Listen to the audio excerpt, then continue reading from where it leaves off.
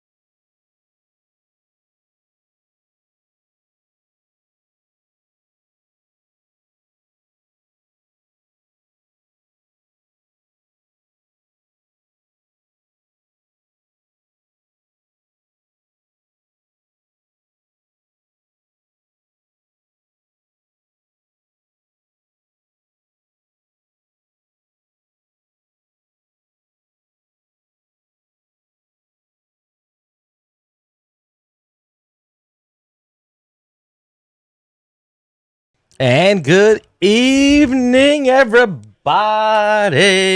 It's time for some high school football Red Zone Radio. I'm Kevin Hastings, your host tonight. As always, 7:30 to 9:30 tonight. Maybe a little bit longer. We might stay long if we get some close games tonight. Got some good action tonight on KTC Broadcasting, folks. Big night. We're going to, of course, start over. Shelby and Burns, they've already got it going. We're going to start there.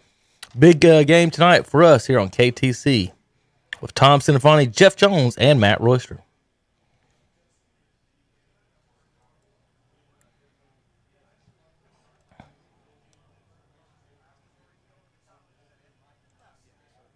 Working on it, and Lamont Wilson looked like he was going to run on the field, but no, not right now, as Norris will remain the single back set. And Burns sees something they think they can continue to do damage in the ground game. And let's see if they go to it again here. 4 wide receivers, 2 left, 2 right. Mooney with the snap, and it's Norris again. Spins out of one tackle, through a little crease, still on his feet, makes another man miss. 20-yard line, still on his feet, dives forward. That's about as exciting as a 4-yard run gets. Yeah, good run, Jeremiah. Looks like he broke the tackle. I think it was 52. Lipscomb of Shelby. Good job of breaking free and making some positive yards there. Yeah, that's a great 3-yard gain. Yeah. Because it looked like it's going to be 3-yard loss. So So they job. Yeah, good call, Jeff. They did mark it back at the 20. I thought he got it to the 19, but they're giving him 3 yards. Lincoln ahead of West Lincoln, 7-0 early in that game, fellas. It's a big one there for those two teams. Double wide receivers, triple wide receivers right, one to the left, and Lamont Wilson now spells Norris. Play action, slant pattern. Ryan Thompson's got it. Makes a man miss, still fighting. He'll be inside the 10 to the 5, and that's another Falston Pharmacy first down. What a catch there, Ryan Thompson, a little inside slant. Looks like forward. That was Hamilton got there and hit him right as he got the ball. So good play there by Thompson for holding on to it. It was a great pass, too, because I think Hamilton thought he had a chance to intercept it. And, I think he was going for it for sure. And I'm not quite sure how they spotted this, but they only gave him the 8-yard line, but it is another first down. Really? Okay, so that's going to be a 12-yard pass, but still, first down and goal. The Wildcat. Wildcat and whistle dead, and that's probably a pre-snap penalty against the Bulldogs. We'll see what the call on the field is. No call yet. And dead ball, offside against the Lions. So, that always messes me up in high school, Jeff, because they blow that dead so quick. Yeah. Whereas in the higher levels of ball, they give you a chance to get back. Absolutely. So that is, I don't think I like that rule. As a former coach, you got to think, that's a little harsh on the kids. Every other level, you got the chance to get back. It's a little harsh on them. Wildcat, Ryan Thompson, tries the left side, bulls his way, and he's pushing the pile. And is he in? It's a numbers bookkeeping touchdown for the Bulldogs. Ryan Thompson takes it in from 5 yards out, gentlemen. What a hard run up the middle by Ryan Thompson. Had 2 or 3 Shelby guys was right there. I had him bottled up, I thought. Thought he was going to be a little bit short, but credit Thompson. He had a little push from his offensive line to get it across the end zone. So I think they're going to keep the offense on the field. I don't see Ansley Camacho in the game. We've seen this this year for Burns. We'll see him do this a few times. We call it a little swing and gate action. Yeah, let's see what they do here. Yeah, Camacho lined up. Now Camacho's the out left there. end. And so what happens is it gives the defense has to work on this, because if you don't send guys out there, you snap it and you throw it out there and walk into the end zone. So Camacho in for the Nealon Cole extra point. Snap good, kick good. It's good. Main Street Hardware scoreboard, 7-0. We'll be right back.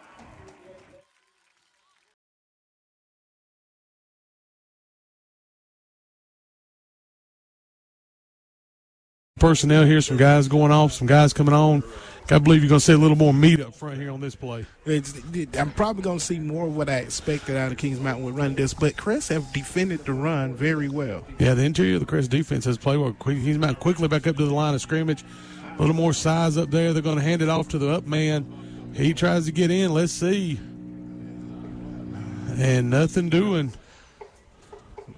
So that's going to make it third down, 3rd and goal here for the Chargers against this Kings Mountain defense. And, they've had opportunities to get off the field. They've gotten Kings Mountain in these third down situations. Again, that power set. He's going to drop it. He's going to pitch it this time to Holland. He's going to dive over to the top. And let's see. He gets in for the touchdown. What a dive by Caleb Holland to get in. Of course, all those touchdowns brought to you by Numbers, Tax, and Bookkeeping of Shelby. 6-0. Kings Mountain takes the lead on the No Malarkey Mr. Sparky scoreboard. That was a good run, good play. Chris couldn't have played that any better than what they played it. Just a great move to get inside. So Kings Mountain out to attempt the extra point. Jaden Ellis kicks it. Nice high kick. Kick is up. Kick is good. So on the No Malarkey Mr. Sparky scoreboard, 7-0. Kings Mountain lead. You listen to a WestEndSales.com broadcast of high school football. Over 1,000 pre-owned vehicles are available at Classic Volkswagen in Gastonia. They probably have the vehicle you've been looking for. And right now, make no payment for 60 days on the new. That score. So that's what it looks like on the field. So thank you to Brent Pasco. Brent, can you hear us? Maybe not. We'll try to bring Brent in just a little bit. Hamilton and Lee in the shotgun. I think that's going to be offside against the Bulldogs, guys. Yeah, they showed blitz on that play, and I think got one of them to move a little early there. Shelby's moving backwards. Yep. It looked like it was one of the Bulldogs that came across, but I guess he was drawn across. Well, if he comes toward the line and doesn't cross it, and one of those offensive linemen twitches, it's a penalty on the offense. So okay. So action cam, Lee's pass complete, about a 6-yard gain. It'll set up 2nd and 9. Yeah, that was, that's 7? Was that Daniels? That's Mylan Daniels. Yep. He's one of the young men I mentioned that would have to pick up some slack tonight. Yeah. So Daniels maybe got 7 yards on that, guys, and it'll set up 2nd down and 8. So after the penalty, they've got it back in a manageable situation. Burns showing a little blitz, and they send 5, I believe. Pass complete again. Wilson drags him down after a gain of about 5. It'll set up 3rd down and short. Yeah, get a little cross play there. Good open field tackle by Wilson. Can't tell who the receiver was. Show trying to get that ball out quickly. Yeah. A little bit worried about that pass rush for Burns. So Burns going with a 4-man front. 3rd down and about 3 or 4 yards as Lee with a hard count almost induced the offside. Now looks back at his coaches to get the call. Now wide receivers reset. They've got double wide receivers left and right. And Lee barks a signal, has it, throws, and caught. And it's going to be a 1st down before he shoved out of bounds. Give him about 7 or 8 yards on that pass and a Falston Pharmacy 1st down. I think that was Daniels again, I believe, for Shelby. Number 7, Daniels. So it moves it to the 43 from the 37, a 6-yard pass. So 3 pass plays, and that's a 1st down. They overcame the pre-snap penalty on the first play, and hustling to get off is Jeter. So Burns again. Looks like they're bringing a little pressure on the edge. Might bring 5 this time. It's like Haynes might be blitzing on the play. And handoff. On the left side, big stack of bodies there. We'll see where they spot it, but positive yards for the Lions on that play. And that's Bryson Key. He's not a very large running back, but he runs particularly hard. He's going to end up with a 3-yard gain. Yeah, I think you said he's going to be playing a little both ways tonight. Is that what you were saying? Yeah, that's what we heard. Again, you never can tell for sure, but that's what we heard. We've already seen Hamilton playing on both sides. 4 wide receivers in for Shelby again. Single back set as man comes in motion. And snap a little low, but good job picking it up. And then man's wide open in the flat, just missed him. And that timing on that play was disrupted by the bad snap. Lee put a little too much on that. He had 22. That was that's key. That was key, open in a flat. But and I tell you what, that's probably the first bad snap that I've seen Shelby have in about 6 games. Mm-hmm. So snap. That's Brett Morgan doing the snapping, correct? Nope. He's a long snapper, correct? Yep. Yeah. So snap was a little low. Brings up 3rd down and 7, so 3rd down and a chance for Burns to get off the field. Shelby trying to keep the sticks moving. They have 1 first down on this drive. And Lee back, has time, running out of time, lets it go, man in the middle, off his hands and just couldn't haul it in. Incompletes, 4th down and 7 for the Golden Lions. Yeah, you had Jakeith Hamilton open across the middle.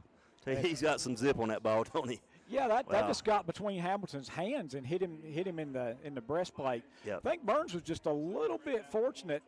Absolutely. After that ball got passed, somebody took a shot on Hamilton. And I think they took a shot because they thought he still had the ball. But and nowadays a lot of times officials will call that. Yeah. So I think they give the DB the benefit of the doubt. And I think he deserved it. I don't think that they should have called that. I'm just saying that I've seen it called a lot this year. Yeah, he very easily could have got called. You're right. So with 7:51 left, Burns will get the ball, assuming Shelby punts, snap back, and it is a punt. It's a wobbly kick, but a pretty good one. Hits at the 25 and rolls inside right at the 20-yard line. So Burns will take it on their own 20-yard line with 7 minutes and 40 seconds left to go. On their first drive, they went 6 plays, took 2:02 off the clock, and 67 yards later, Ryan Thompson is into the end zone on a 5-yard TD run. So Burns trying to keep that momentum. Yeah, I like what I see so far from this Bulldog offense. Been able to run the ball well, going to establish the run game, and I think that'll only open up lanes and passing. And we all know what Ben Mooney's capable of. That's what it looks like. From the coach's perspective, good shot down there by Brent Pasco, who zooms in, and there's a good look at Mooney in the shotgun. And we'll zoom back out for the play, and Mooney, toss play. I think that's Norris again, looking for a block. He's got one. He's got 5 yards. He's got about 8 yards before he's wrestled out of bounds. Good gain on first down. A nice block there, Colton Steins. They're going to give him credit for 10. Wow. Christmas came early on that spot, didn't it, Jeff? Yeah. Is he just short? No, they're going to move the sticks. That's a Falston Pharmacy first down. Yeah, good run there by Jeremiah Norris. That's a really good run because he got around 2 Shelby defenders that it looked like he was going to get about a 4-yard gain, and he turned it into 10. Good run. We hadn't seen him run up the middle yet, so maybe that's part of their strategy here tonight. Well, you don't have to if you can get eight yards or better every time around the end. I mean, they got big boys up the middle. I don't think I'd want her up the middle either. So there's Mooney. Get a good look at him. Get a good look at some of these Shelby guys down there. Thank you to Brent Pasco for giving us those shots down there. First down 10, Mooney in the gun. Triple wide receivers right. Norris with the ball again. Tries the right side. He's to the 30, 35, and then, boy, is he met at the 35-yard line. Bounces back up, but good lick by the Shelby defense. Yeah, he's still able to gain good positive yards, about 5 on the play, but yeah, it took a lick there. I tell you what, he laid the wood to him right there at the 35-yard line is where they'll spot the ball. I think that was Cannon McGill. Once again, I was really impressed with Norris. Again, it looked like one of the Golden Line defenders just had a bad angle. It looked like he was going to get him for about a 2-yard gain. He got 5. So again, really impressed with Norris. I think that's Cam Anderson actually on the tackle, number 3. All right. 2 wide receivers left, 2 wide receivers right for Burns. Again, a single back set. I think that's Wilson that's come in to spell Norris. Thompson comes in motion, and handoff goes to Wilson, picks his way, goes forward for about 2, but this is the first 3rd down of the game faced by Burns. They've got it 3rd down and 3. Yeah, ball's up about 36. It's a big play because, like you said, Burns has not had a 3rd down yet. They're up 7-0 with 6:22 left in the first quarter, and it's the first time they've got a 3rd down. Yeah, so 3rd down, first little test here for the Burns office. Let's see if you can do it when you have to. 3rd down and 3 4 wide receivers in for him. And Mooney with a hard count, couldn't get him to jump offside. Now checks to the coaches to see what the call is going to be. And gives some instructions to his wide receivers. Checks the wrist again, and he's going to send Wilson to the right side. So 3rd down 3. About 7 on the play clock. They got the snap. Mooney rolls to his right. He's still rolling. He lets it go deep. Out there, overshot his intended receiver. So that was intended for Surratt, incomplete. Looks like Burns will have to punt. Yeah, pretty good coverage over there by Shelby. Yeah, it looked like they had single coverage down there, Jeff. Yeah, it looked like they're running some man with those corners, which can be great or it can be really it can go either way for sure. But didn't he show off that arm strength? Goodness gracious, He's really got a cannon it for sure. Yeah, like I say, he can put it where he wants to. And I think we're going to have a timeout, so we'll take it with him. It's 7-0 Burns on your Main Street Hardware scoreboard.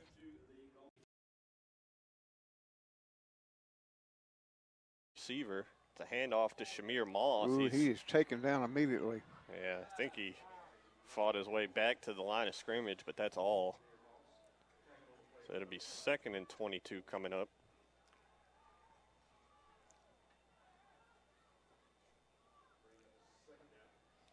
Tell you, penalties can just really be a drive killer. They sure can. We saw it cost Bessemer on their first possession, and now as soon as the Ironmen get it into plus territory, a holding call brings them back, and now 2nd and long. Landon Hunt, the long receiver here on the near side, Matt. Miller just drew the defense offside, so they'll get a little bit of that penalty yardage back. Cameron Ross Collins jumped offside. I believe it was on number 12. It was. So that'd be 5 yards and put the ball just shy of midfield at the 48. That makes it 2nd and 17 coming up. That's 45 yards been assessed against the Yellow Jackets just in the first quarter here. 2 pass interference penalties, offensive and defensive. Now we've got Hahn and Huss on the near side. Yeah, both of them here near us. Miller in the shotgun, 2nd and long. Miller's just going to keep it himself, that little quarterback power run. And he saw some opening over there and got close to 1st down yardage, but I believe he's going to be maybe a little shy, Matt. Well, he got close to that original line of scrimmage. Yeah, I'm sorry, the original line of scrimmage. He picked up 6. That'll set up a 3rd and 11 coming up here. Ball back in Bessemer territory at the 46. Now we've got they're going to have 3 receivers. 3 receivers here to our side. Look like number 7, Rashawn Sewell, is one of them. Absolutely could have called the fair catch. Crest would have had the ball at about the 35-yard line, but no, Kings Mountain takes over, and now they have the ball already up 14-0 on the No Malarkey Mr. Sparky scoreboard. Well, John takes the snap, going to hand it off. A little more running room this time. You're going to see a little more running room from that line because now they're beating up on that interior who's held up so well, but you cannot leave a defense on the field. Absolutely. So that's going to bring up 2nd down. 2nd and 7 for the Mountaineers. The offensive line of Kings Mountain now is thinking grind. Absolutely. Kings Mountain comes out again. 2 receivers to the left, 1 to the right. Single back in the backfield. Well, John takes the snap, going to hand it off. This time there's more running room. Big hole. Big run there by the Kings Mountain back. I believe that was Teddy Jeffries on the run. Big run, big hole. And again, this Crest defense has lived in the field in the first quarter. Right. So, but it looks like they thought Little John still had the ball because they let him run right by him. Went after Little John. Crest may lose this game in the first 9 minutes tonight with these 2. So Little John ready. Takes the snap. Going to hand it off again. Big hole. Nice big hole. Big hole, touchdown. And I believe that may have been Caleb Holland on the run there. So big touchdown run for the Mountaineers. Going to make it 20-0. 15-yard. Yeah, I believe it was. So 2 turnovers by the Chargers have led to 2. Kings Mountain scores 20-0 now on the No Malarkey Mr. Sparky scoreboard with the extra point coming up. All those touchdowns brought to you by Numbers Tax and Bookkeeping of Shelby. Extra points up. Extra point is good. So 21-0. No Malarkey Mr. Sparky scoreboard. You're listening to high school football on WOHS. Your commercial local train dealer for residential and commercial service in Shelby and Cleveland County is CSI Mechanical, a 5-star leader in HVAC services. What's their secret? Well, it's pretty simple. They provide fast, efficient, fair service with no hidden or surprise.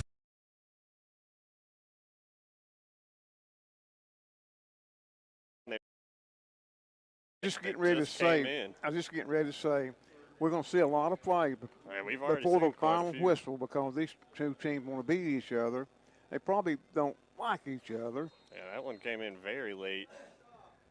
It's likely an unsportsmanlike on somebody. We'll see which side it's called against. Already been 4 penalties assessed against the Yellow Jackets, 1 against the Ironman. We're at the 1:05 mark in the first quarter, no score. Danny Aker, Matt Chapman on senior night. Referee's taking their time talking this one out. They're going to wave the flag off, so no penalty after the play there. We've seen that a few times this year. Yeah. Undecisiveness from among the officials. Now he's winding the clock. The clock will be probably a couple plays left here in the first quarter. 3rd and 3 here for the Yellow Jackets at their own 36. Pettis will take the snap under center, heavy formation, and they'll hand it off up the middle to the fullback, and he's got the first down and then some. I believe that's number 51. 51 is Mason Chastain. Yeah, he picks up about 5 yards there. Yeah, and I think so. Center Pharmacy first down. First time we've seen him tonight. Yeah, I believe he's the leading tackler on their defense, just a sophomore. He gets the ball here on offense on 3rd and short and does his job. Same formation here for the Yellow Jackets, 1st and 10. This time it's a handoff to Smith. He's corralled in the backfield. A flag comes in. Might have been trying to grab the ball carrier. It's probably either a hold or a face mask. What I'm thinking it might have been. I think that was Tobias Miller in there first on the tackle. See if they actually call this penalty or if they pick up the flag again. Who was that ball carrier one more time? That was Terrence Smith. Terrence Smith, okay. It looks like a hold on Bessemer City, or either that or a block in the back. So the Yellow Jackets will back up again. 10 more yards. 15, he's still going. Wow. Yeah, marked it off back to the 32-yard line. That is 60 yards of penalties. Yeah, they've been shooting themselves in the foot here in the first quarter. They're helping Cherryville Ironman out. That's both drives here that Bessemer's picked up a first down and then immediately gone backwards with penalties. It's 1st and 24 here, I think. Sure Coach Shane Short's going to address that at halftime. Yeah. Pettis in the shotgun here on 1st and a lot. He's going to hand it off to Smith, trying to get the edge. He does not. Picks up maybe 2 yards, and that's it. And that'll be the final play of the first quarter. So a scoreless first quarter between the Ironmen and the Yellow Jackets here in the regular season finale. We'll step aside for just a moment and be back here on WCSL. Beam Construction Company in Cherryville is now hiring. 2nd and 10 at the 10-yard line. Snap to Jalen Ruderso. Ruderso with a fake handoff. He scrambles out to his right. It looks like he's trying to figure out if he's going to pass or run. Pass intended for, looks like Tavon Durisma. Incomplete. That's going to bring up 3rd and 10. Yeah, very close to being complete to Tavon Durisma. He dropped the ball. Bishop was standing right over top of it. Incomplete pass. Now Chase would be like 2nd down here coming up for the Trojans. Good to hear Paul Foster's voice during that break. Paul, hope we're doing well, sir. We miss you. I'm doing my best to fill in for you. JB, I'm riding JB's coattails right now. Looks like they have 3rd down on the far side of the field. Chase looking over to their coaching staff for the play call. Now it has come in. 3rd and 10 here. High formation by the Trojans. Brandon Austin in the backfield there with Jalen Rudis. Still one receiver, Durisma out to the right. Fake handoff again. They're going to do the same play. This time Rudis was going to keep it. He's trying to go for the end zone. It looks like he made it, and he did. With a scramble, quarterback keeper to the right side, crosses the end zone, and that's going to be a touchdown for Chase High School, and they are now up 13-0 just here at the start of the second quarter. Rudisell, just the best player on the field right now for the Trojans, just taking the ball, running to the right-hand side. A lot of room over there. Let's see if Chase elects to go for 2 right here, what they plan on doing. Chase with their patented, we're going to pretend like we're going to be on the left-hand side. Now we're going to come over and line up for the extra point attempt. They have not put the score on the scoreboard now, but I knew it's 13-0 Chase at this point in time. Looks like Brian Sixtos will come out for the extra point attempt. Ready for the PAT. Trevor McSwain with the hold. And that PAT is blocked. Good penetration by RS there. Special teams getting into it. They almost the first PAT attempt in the first quarter. This time they got there, and Six's PAT or point after attempt is blocked. So that is going to keep the score on the Stanton Enterprise McDonald's scoreboard, home of the world famous fries, with 11:45 remaining in the first half. Chase leads it 13-0. We'll stay right here with his first catch. They give him 9 yards, and that'll make it 3rd and 11 at the Bessemer 43. Yeah, he's got some pretty good receivers. You touched on that in our pregame show. Or the flag. And flag back in the Cherryville formation. I'm not sure what it is. Well, if it's in that formation, it might. Well, the Cherryville player out there clapping.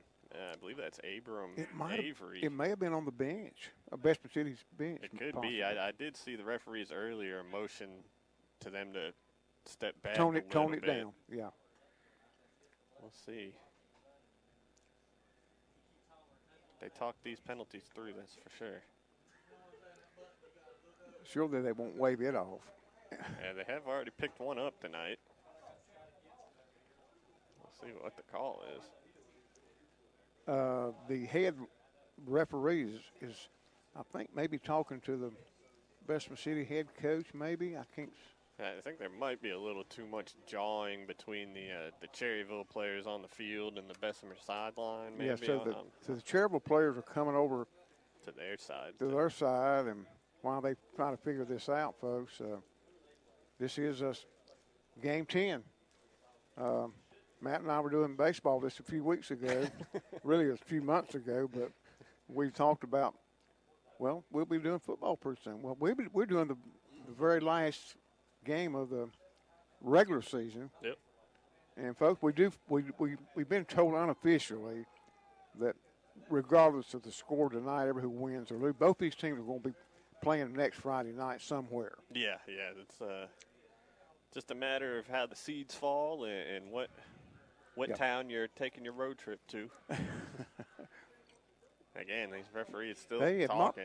They have not figured it out yet. This just kills the flow of a game. It sure does. The ball itself is on the 43-yard line of the Yellow Jackets, and it is 3rd down and 11.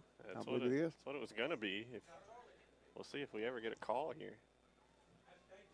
If you're going to throw the flag, you got to have something in mind. Man, have we not seen the officials take way too much time on calls this year? All the time. Do you think they were watching? I know they want to get it right. Do you think they were watching replays? Yeah. All right, here comes the call. Maybe.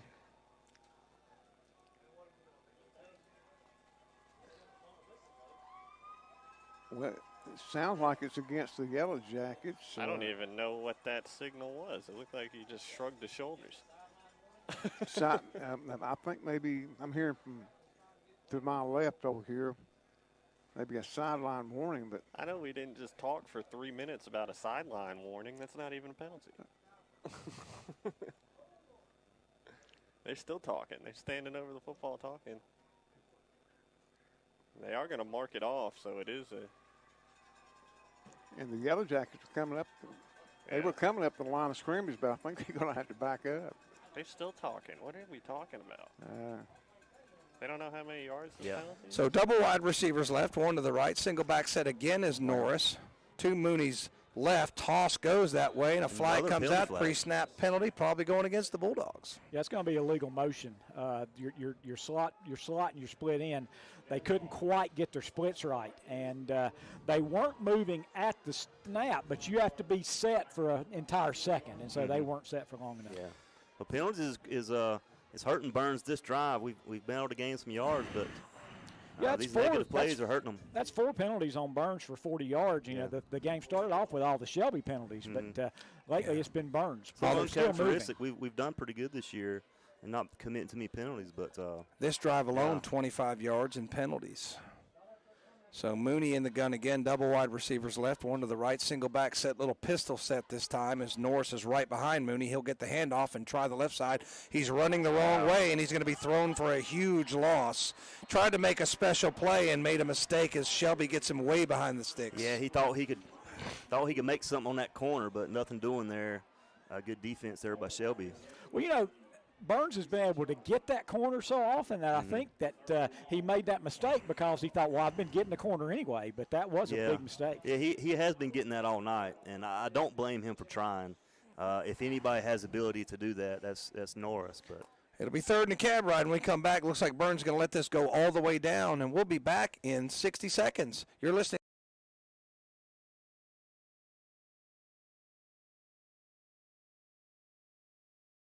They needed something positive to happen to start this second quarter, Will, with the way Kings Mountain started, and we saw it right there. Big opportunity here for the Chargers.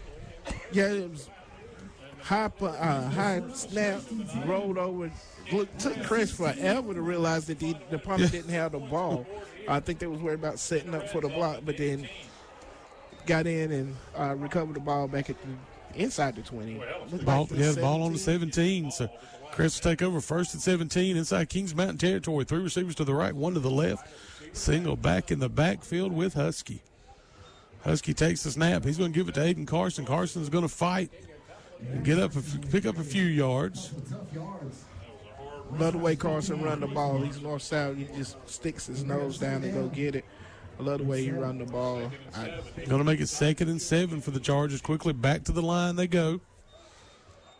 Husky looks over, gets the play call. Coach Susselby lets him know what we want to do here. Husky calls it out to his receivers. 3 receivers to the right side again.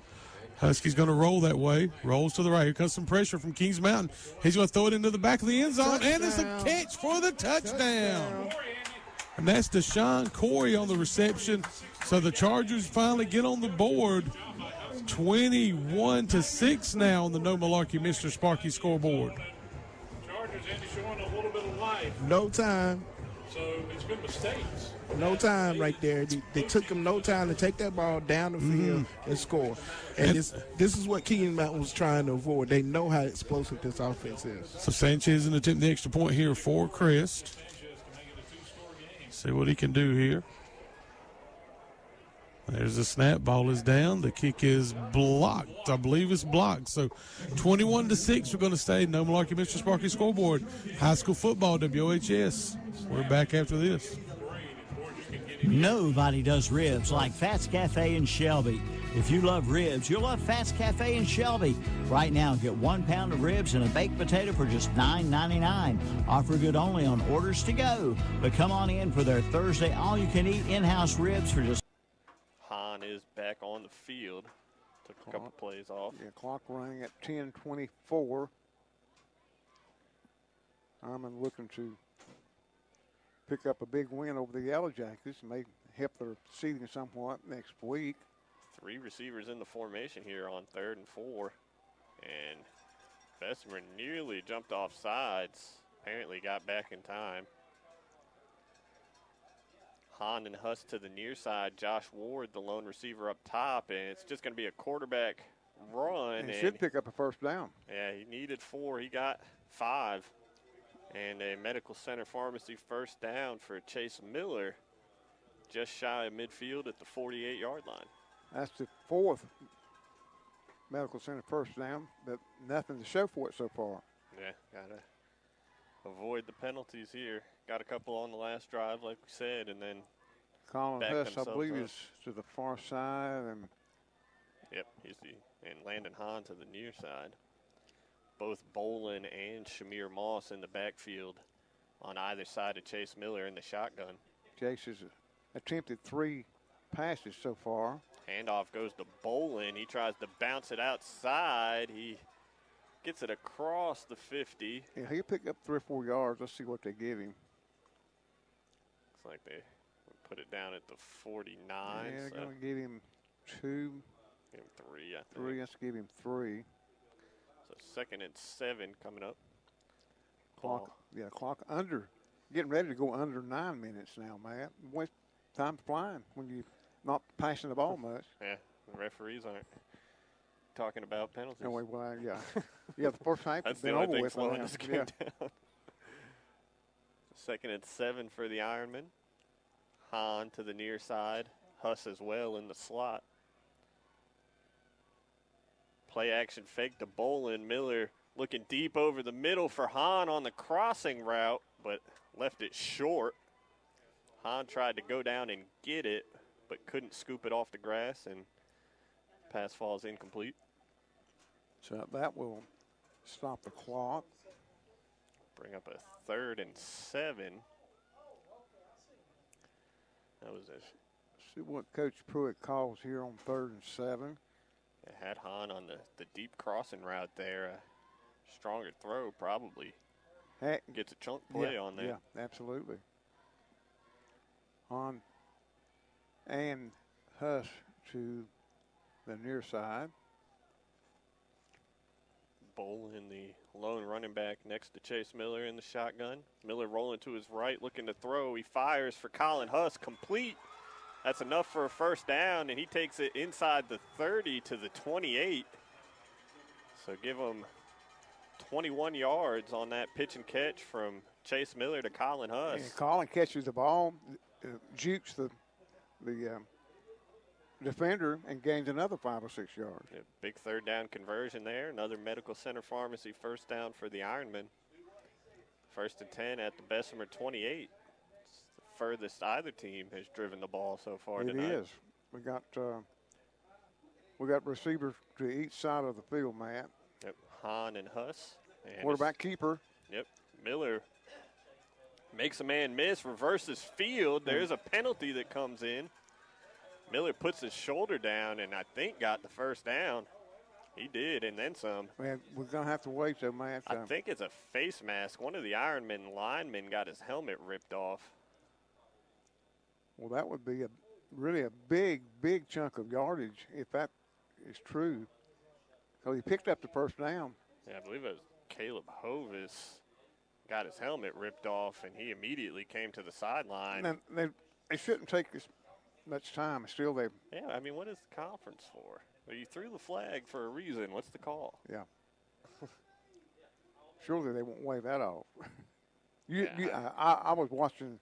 There's a reason his helmet came off. Yeah, I was watching Miller, and you saw the helmet or what you thought was a face mask. Hovis is hot down there on the sideline. He probably did the smart thing coming off the field without picking up an unsportsmanlike.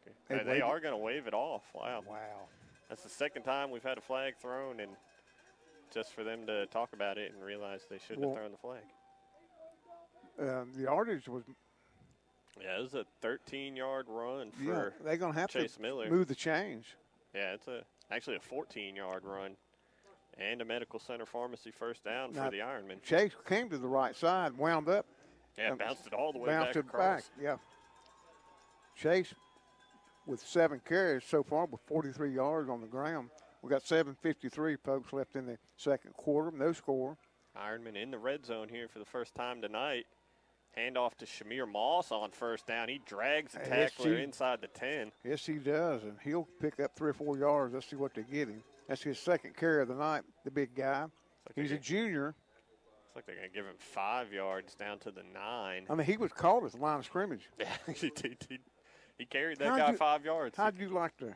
Nah, I couldn't tackle him. You couldn't do that. You've been a good receiver. You've been a Landon Hahn type. Be diving at his knees. No, I'm not as fast as Landon Hahn. We got I'll time. tell you that much. We got a Bessemer City timeout, man. Yep, Bessemer City timeout. 7:20 left to play in the first half. We're still scoreless, but the Ironmen are threatening when we come back on WCSL. Since 2008, Bennett Insurance Agency in downtown Cherryville has been serving our area with the best insurance coverage for your home. Could be 15 yards, and that's where the Hilltoppers will take over now after that play. So that'll move them to the 35-yard line after or it's going to be spot foul. So he was brought down, I guess, at the 26. So 15 yards from there. So that'll be the 41-yard line for. That'll give the Hilltoppers a Mi Pueblito Mexican first down on that unsportsmanlike penalty by the Trojans. Now the Hilltoppers come up with a new set of downs right here with still 7 minutes to go in the second quarter, needing to put a score on the board. I'm going to have to correct myself. They did it from the line of from the original line of scrimmage, so it is going to be 1st and 10 on RS's 35-yard line.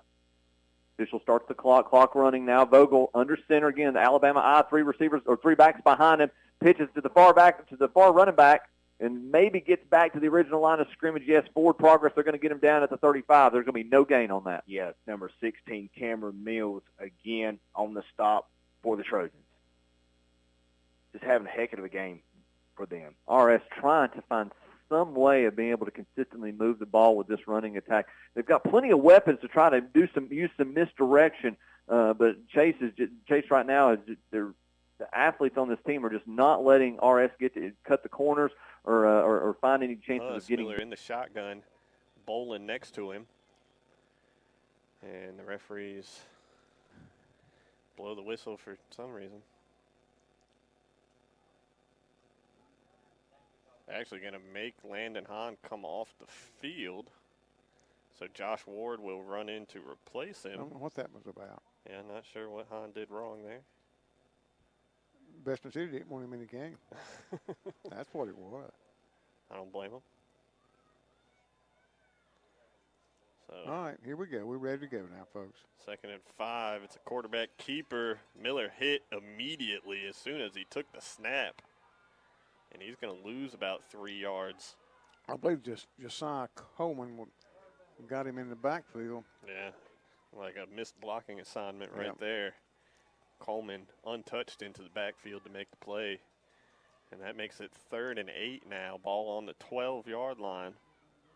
Clock at 6 minutes, 30 seconds. Got a wide receiver to the far side, calling Huss. Landon Hahn to the near side. Yeah, Hahn back in the game now here on 3rd down. Chase Miller in the shotgun. And we got a false start there. Cam Bolin flinched. And they'll back him up 5 more yards. So 2nd and 5, going to turn into 3rd and 13. Only the second penalty assessed against the Ironman. They have a 10-yarder now, the 5-yarder. Put the ball at the 17-yard line. Makes it just a little bit tougher. Yeah, 3rd and long coming up.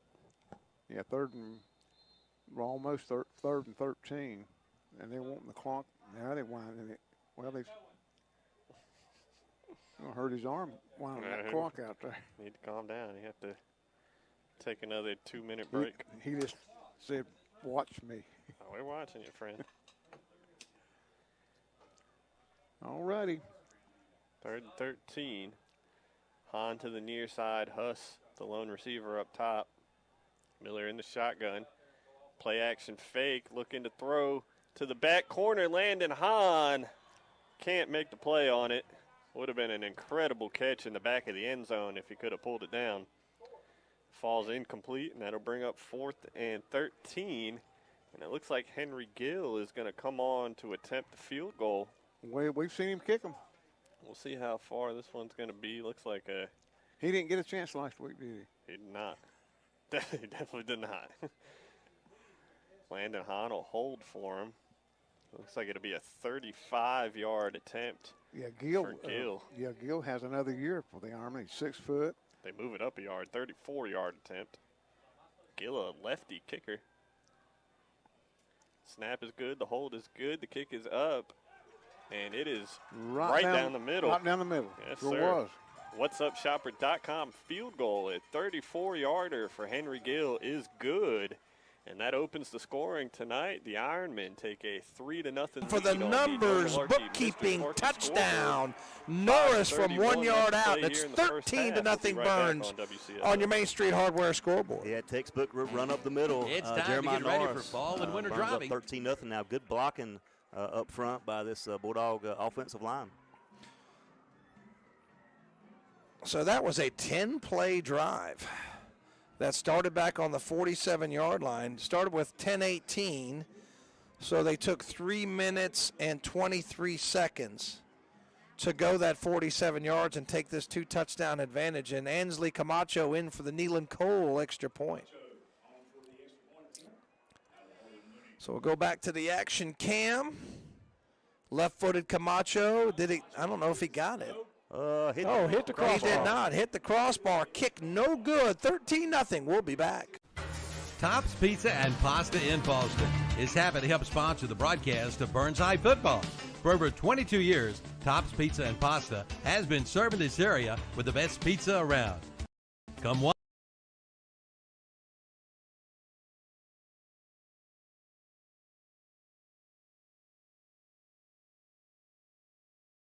They're going to hand it off. And Chris made the stop. Chris makes the stop on Holland that time. Good job there by the Crest defense.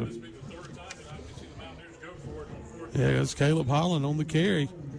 So 4th down. Again, the interior of Crest, which I thought was Crest's defensive sweet spot, was the interior. And they've held up. Again, playing very well.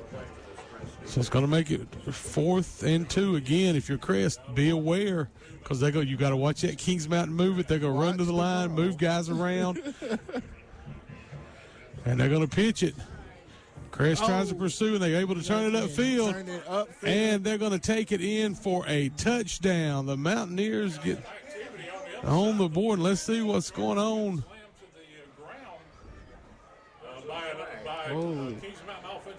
See what's happening. Let's see if there's anything. If there wasn't nobody over there watching that's got to be a hold over there. He took him all the way. Let's see if there was a flag on that side that happened after the score. Waiting to see it here as they sort it out. And looks like Kings Mountain's going down for the extra point.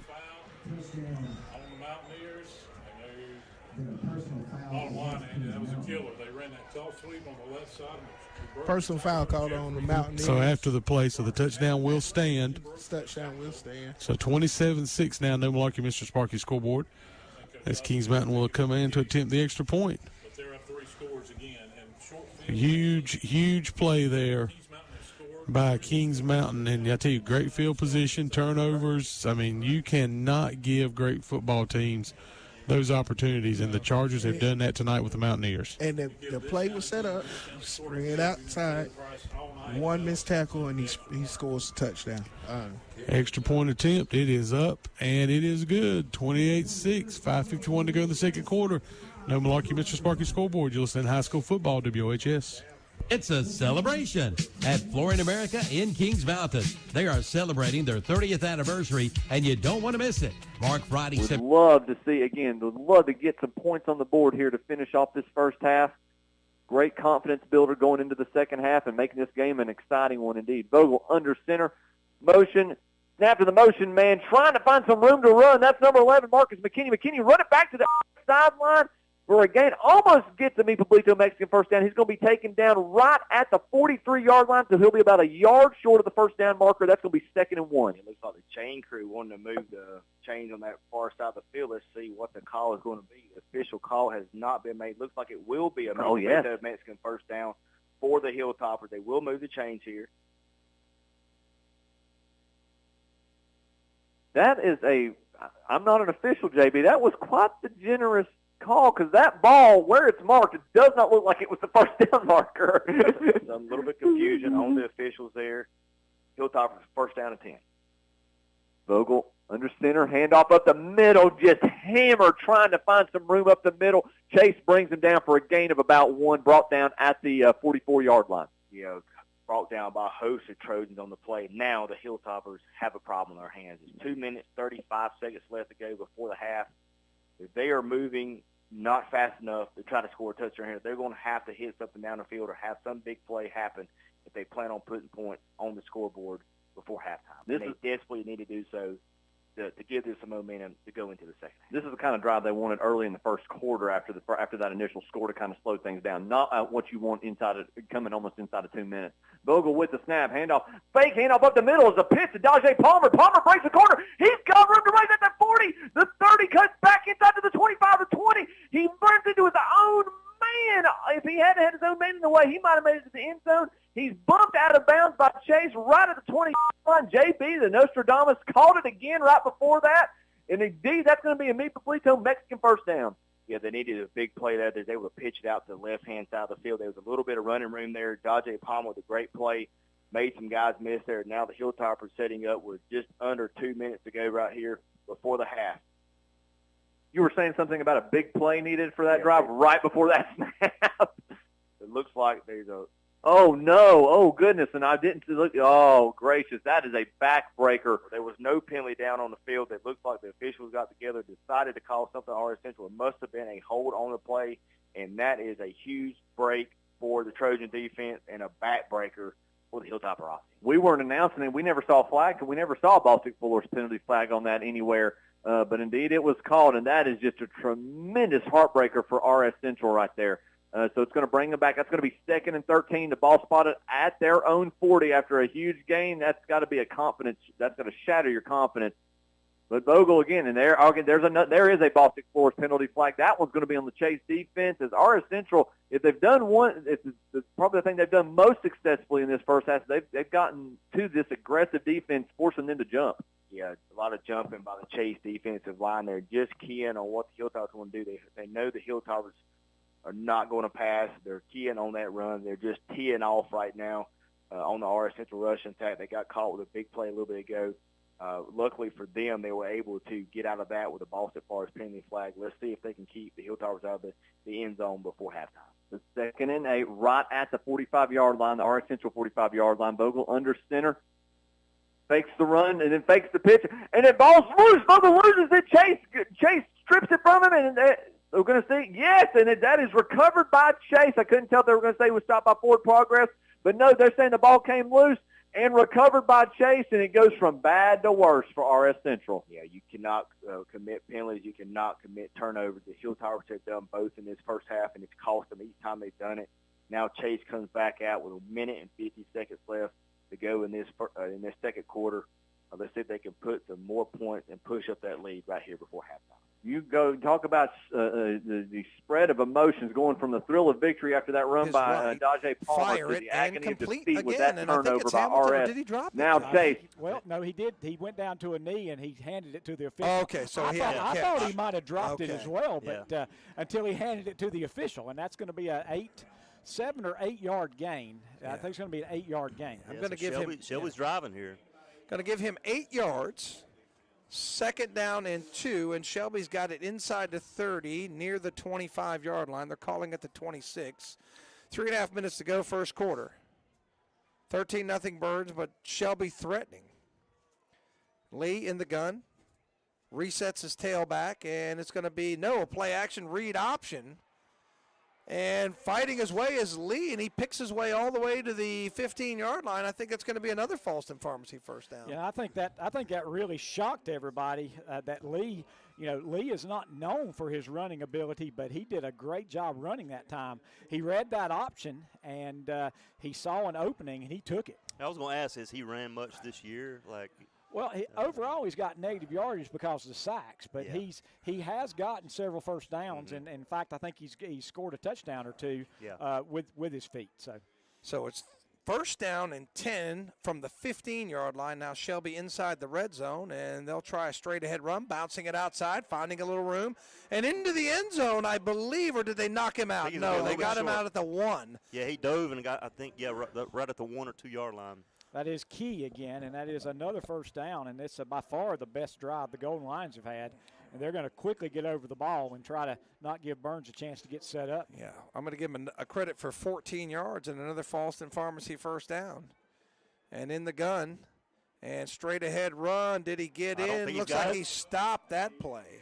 Big time defensive stand there by Burns. Okay, here comes who threw a punch. Somebody said somebody threw a punch. And not sure who threw a punch. It will be it's on the far side of the field. We didn't really exactly see the play. Yeah, there's something going on way over there at the pylon. Had nothing to do with the play at all. Definitely extracurricular stuff. We don't ever want to see that. Not sure.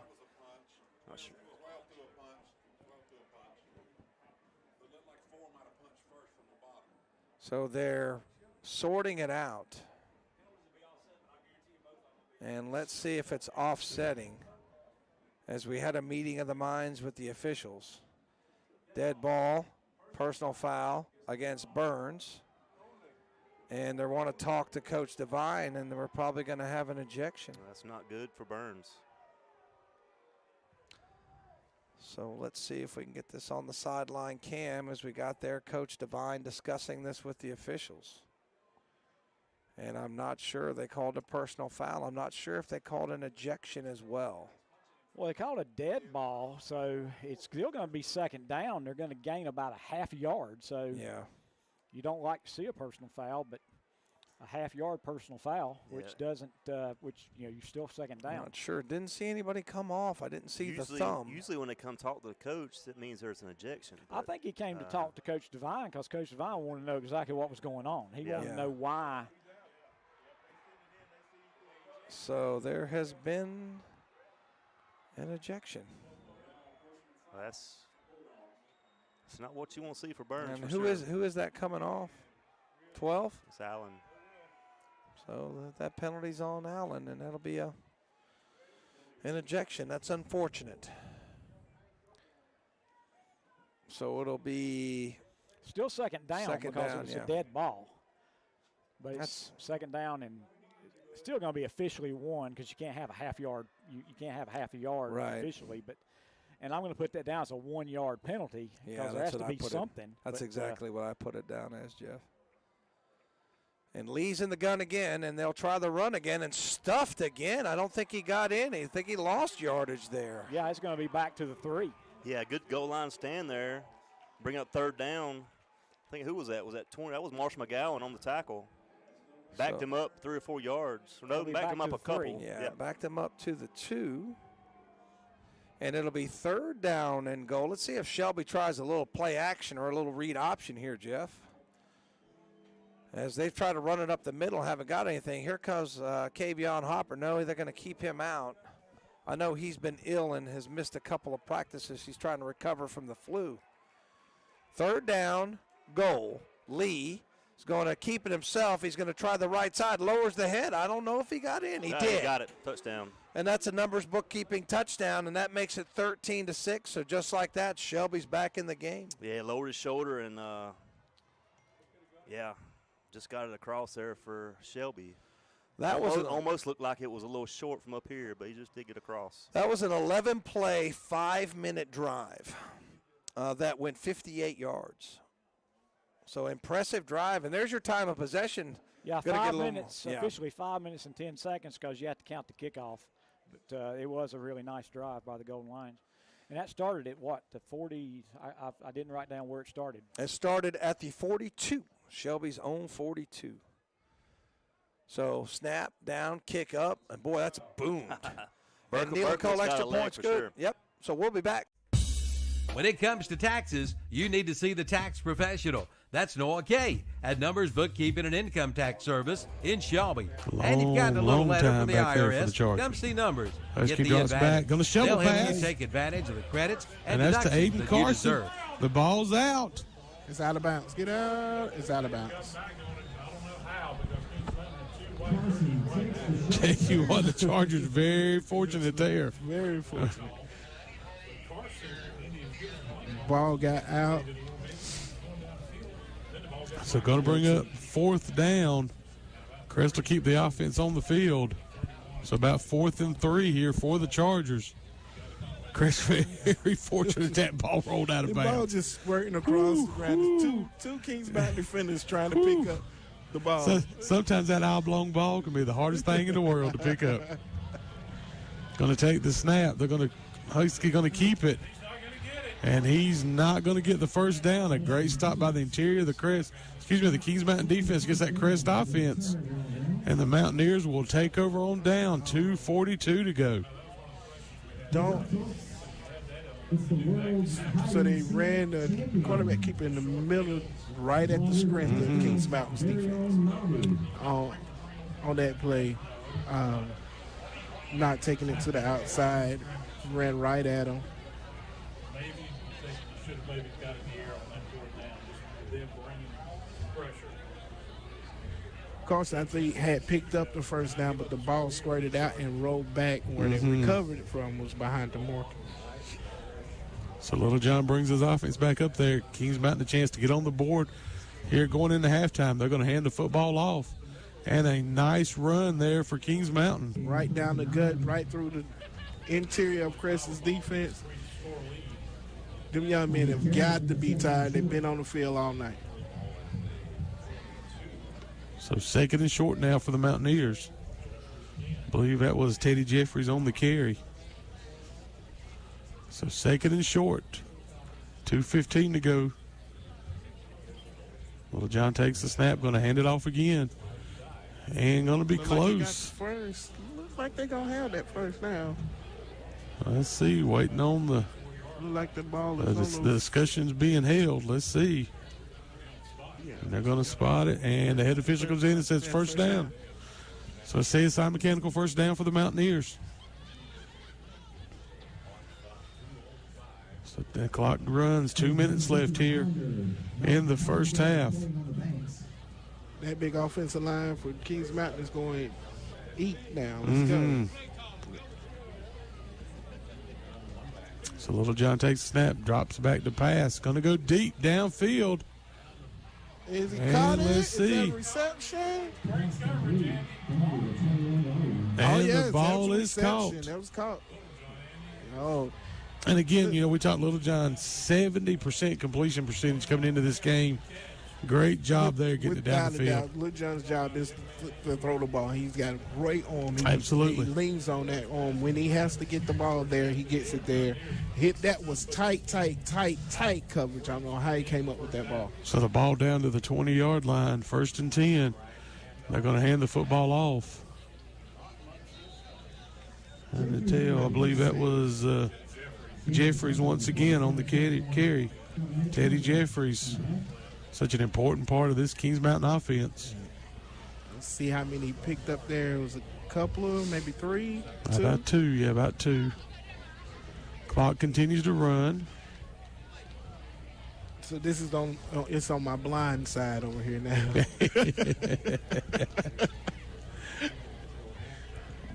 So under a minute. Little John brings them up to the line of scrimmage. There's the snap. Little John looking to pass, going downfield. Interception. Let's see. That may have been picked off. Looked like an interception there. Oh, he called it a touchdown. He called it a touchdown. Oh, my goodness. It looked like wow. Wow, that's it. All righty. Well, Kings Mountain scored. They're making it 34-6 now on the No Malarkey Mr. Sparky scoreboard. Kings Mountain out to attempt the extra point. Yeah. I guess it's one of the deals where when the official gets there, who's got the football? Who's got the football? I mean, that's. Yeah. Even if they both still had it, the tie would have went to the offensive man. He'd have got the touchdown anyway. So the extra point, kick is up, and the kick is good. 35-6, No Malarkey Mr. Sparky scoreboard. Kings Mountain leads. You're listening to high school football right here on WOHS. Get the fire you desire at Future Energy Company in Shelby. Get ready for winter weather with your new Monessen or Lopi gas logs or inserts. And see them today at Future Energy Company. And there's plenty of tailgate and or backyard cookouts to be done. See the Green Mountain Pellet Grills or the Big Green Eggs. And see the Badlands Series from Big Frig Coolers. All at Future Energy Company. 130 West Graham Street in Shelby. Online at futureenergyco.com. A lot of conversations about those penalties. And Henry Gill punched it away. Yeah, and it's going to be a Kicked a knuckleball straight out of bounds. So Bessemer will get good field position out of this. I believe the Yellow Jackets only have one timeout. One timeout, and they've got some good receivers. I'm guessing. Yeah, they haven't. That's what they're going to do. They haven't been able to get anything going throwing the ball. They've. Let's see what they've done, Matt. I think they might make Cherryville re-kick of this. They actually going to say Cherryville false started before the kick went out of bounds. A false start, yes. So they'll back up 5 yards and re-kick. Bessemer return man set up just shy of their own 30. Pettis has connected on two passes so far. Again, he's been a wide receiver the entire season. Jameer Holmes has been their quarterback, but not tonight. Good punt. Yeah, Gill crushes this one. Bessemer needs to get on top of that. They finally do. Smith fields it back at his own 10. He gets back across the 20 and then hit hard at the 28. Right, Tobias Miller coming off the bottom of the pile, and also Hunter Jackson in on the tackle. So the ball's going to be at the 20. At the 28. Yeah, they finally put it down. 28-yard line, 1st and 10 with 34.9 seconds left. Timeout. Timeout who? Timeout Cherryville. So 35 seconds left. We'll take it with them. Be right back on WCSL. If you're ready to make the great escape, do it with the #1 brand on the water. Yamaha Wave Runners are the most premium personal watercraft on the market with industry.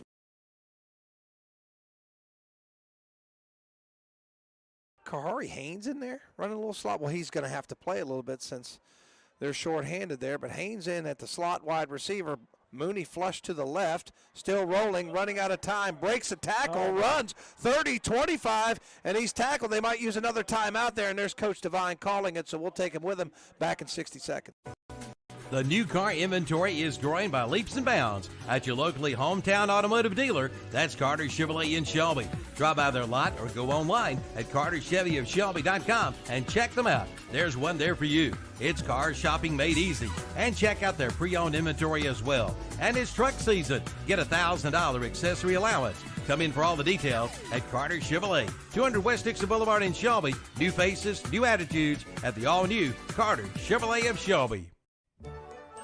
It's back, the Cleveland County Fair, September 29th through October 9th, packed with entertainment including 2 big demolition derbies, October 1st and 8th. Ride Off for Rides will be there with 6 new rides, including The Beast. Shows include Hot Diggity Dog, Act Monsters Chainsaw, Renee Riddle, ventriloquist comedian and singer Sylvia Fletcher, The Victoria Circus, and more.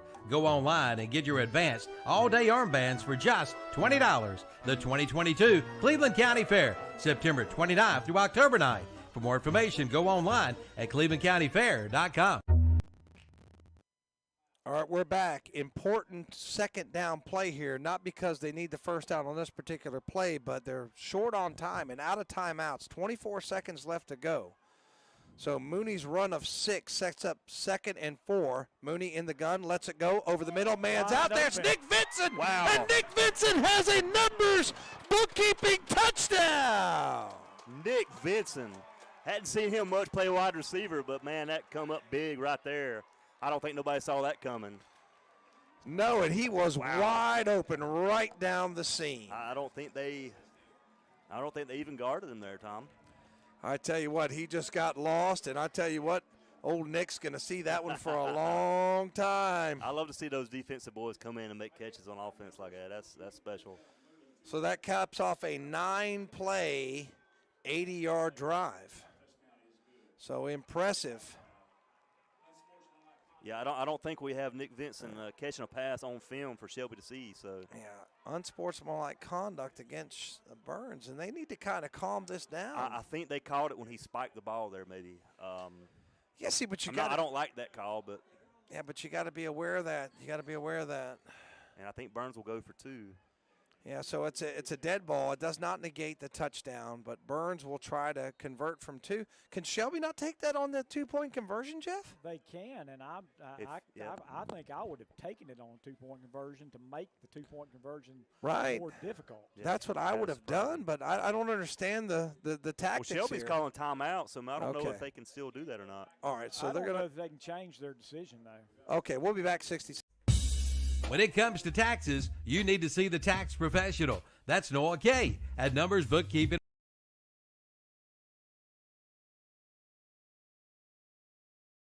At TeamGreatOutdoors.com. See their page.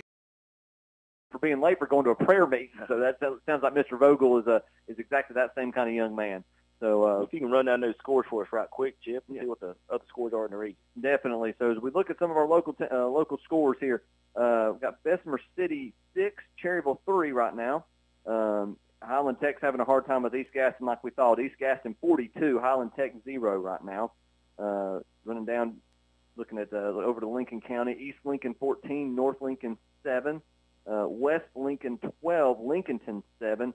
And then as we head back to Cleveland County for the big rivalry contest, currently Burns 13, Shelby 7.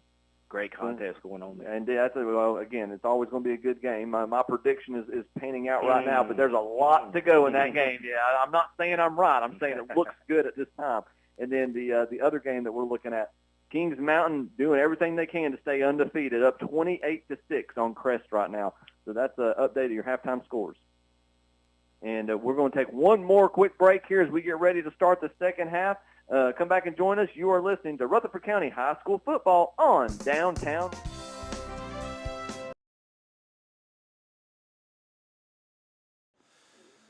So Vincent, I believe, is in there to snap it looks like, and a little swinging gate. And he's also an eligible receiver. Yep, and Mooney's got it, throws it. And did he catch it? He did. And Nick Vincent's got the 2-point conversion. Wow. So the Neelan Cole 2-point conversion is good. And we'll keep it right here. That makes it 21-7 Burns. So Vincent does it all. Has the touchdown and the 2-pointer. How big is that for Vincent to step up, not only catch the touchdown pass, but the 2-point? I don't think he's caught a pass all year. I don't think we even had him on offense at all. So.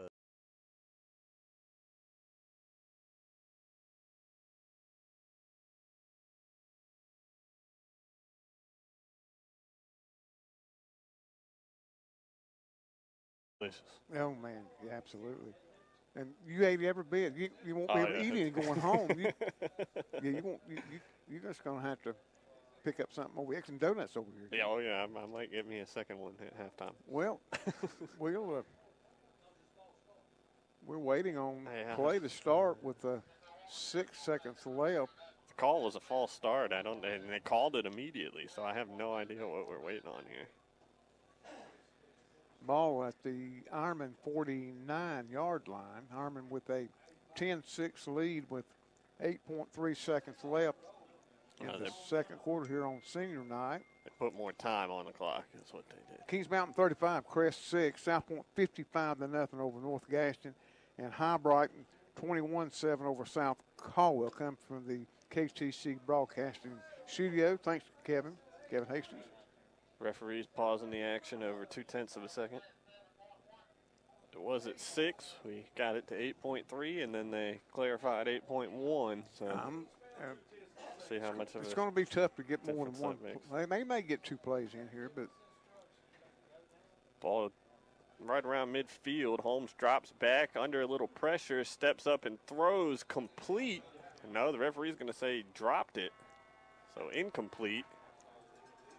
We'll see if they're going to, that'll be the final play of the half as the pass from Holmes falls incomplete. So at the break, the Ironmen leading 10-6 on the No Malarkey Mr. Sparky scoreboard. We're going to step aside for just a few minutes, and when we come back, we will bring you the Bean Brothers Hardware of Lincolnton Stadium halftime show. So keep it right here on WCSL. The holidays are fast approaching, and for your party, there's nothing better than a big party pack.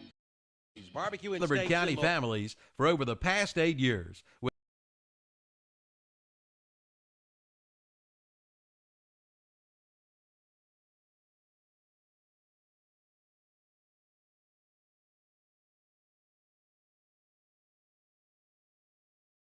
7 over Community School of Davidson. Drone 20 to 14 over Mount. Put them on the web. Been asking for them, and now they're in stock. It's the Troy-built rear tine tillers, and now they're in stock. 46 through the air. Come get yours today to make spraying the breeze with a new Troy-built rear tine tiller. But that's not all. Ask about the special radio price on pressure. Middle. And will Shelby burn a timeout there? Okay, so we'll take it with them. We'll be back in 60 seconds. Check out the fall savings at Bill Shuford Heating and Air in Shelby. Keep warm this winter with the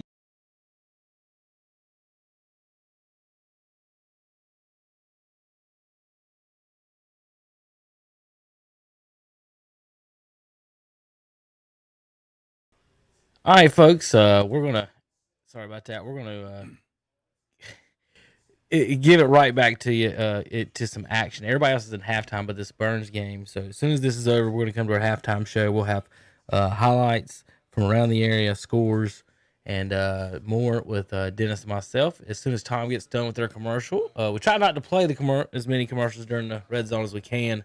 And so right now, they're the only ones going right now, so we didn't want to leave you guys hanging. But thanks for tuning in. You can watch that game tonight on YouTube. Shelby trails Burns right now 21-7 on the scoreboard there, and it looks like they're about to wrap up, so let's go right back out to Tom. Last play of the half, maybe time for two plays. 11 seconds left to go. Shelby on their own 40, and Lee's going to fire it out pattern, and it's caught for about a 12-yard gain. He didn't get out of bounds, though. He didn't get out of bounds, and Shelby out of timeout, so that'll do it. We'll have the Carter Chevrolet halftime show, and Jeff Jones will have some stats for us, do a scoring recap for us, and then we'll give some stats from both teams and talk about what we expect to see in the second half. Once again, your Main Street Hardware scoreboard, 21-7 Burns. You're listening to Burns Football, brought to you by West End Sales. All right, folks, good evening. Welcome back to the studios. Kevin Hastings. I've got my earphones way too up. I was just wondering why it's so loud. Kevin Hastings, that's myself, along with Dennis Davis tonight. We're in the studios. Got some scores for you folks. We're going to put those up right now. Those are the scores for tonight so far. Dennis got some exciting games tonight. Got some games that's gotten out of hand early, and we'll talk about that more here. Yeah, the scores are not exactly like we predicted, but that's why they play them on the field instead of on paper. No, and not listen to us at all. Well, ye of little faith. The Cherryville Ironman seems to be doing better than expected tonight. They are. They doing pretty good. I don't know Bessemer's in any injury situation or whatnot, but they've been passing the ball around pretty well on some teams. And Cherryville's been not doing well against the pass, but tonight looks like Cherryville's been doing good. That's a halftime score, 10-6. Jefferson and Corvion Community 7-0. Corvion, that is a final. I haven't changed the color yet, but Corvion and them played earlier tonight. East Gaston up 42-0 on Highland Tech. Lake Norman Charter 21-6 on Mountain Island. East Burke 21-7 on West Caldwell. Maiden 14-0 on Newton Conover. Now, these are the last time we got the scores, so I got most of these about 10 minutes ago, 15 minutes ago tops. So if someone may have changed, we'll go back through as quickly as I can here in just a moment as we go through some of these. Pine Lake Prep up 10-7 over Community School of Davidson. Burns 21-7 over Shelby. Chase 20-0 over RS Central. Hendersonville 19-0 over Patton. Brevard 14-14 with Polk. Bunker Hill 24-0 over Bandy's right now. West Lincoln 12-7 over Lincolnton. West Henderson 28-0 over Tuscola. Madison 14-8 over Owen. High Brighton 21-7 over South Caldwell. Hickory down 14-0 against Statesville. East Lincoln struggled a little bit, Dennis. That's that's halftime. 7-14.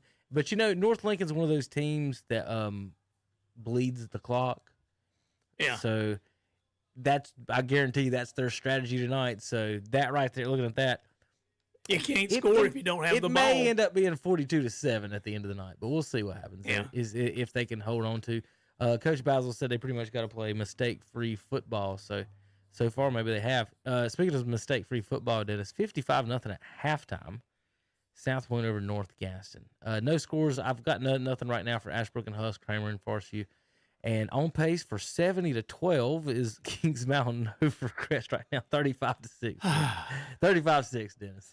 Well, like I said in the pregame, my heart is with the Chargers, but my head is with Kings Mountain. Well, the Mountaineers, don't forget, they shut out the Bulldogs. Like, it's not like they didn't just beat, they didn't just win the game 27-0. Yeah, just straight shut them out. So, pretty good team there in Kings Mountain.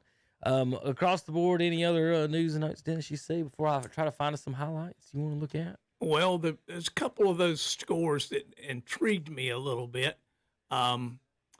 We talked about Tuscola earlier going over to their rival there of West Henderson, and West Henderson is running over them right now, 28-0. That's a little bit surprising on that one, Kevin. And some of the other things that might stand out, like I said, the Cherryville Ironman being up right now on Bessemer City. I thought their big quarterback would turn this into a running game tonight. And with his size and ability that he would be able to run through a decimated Cherryville team. Of course, it's, final game for Cherryville at home. So they're playing tough. And I don't know what's going on with Bessemer, whether they're just not able to move the ball or Cherryville's playing that tough. We'll find out here shortly. Well, Dennis, you'll see some highlights? Sure. All right, let's see some highlights.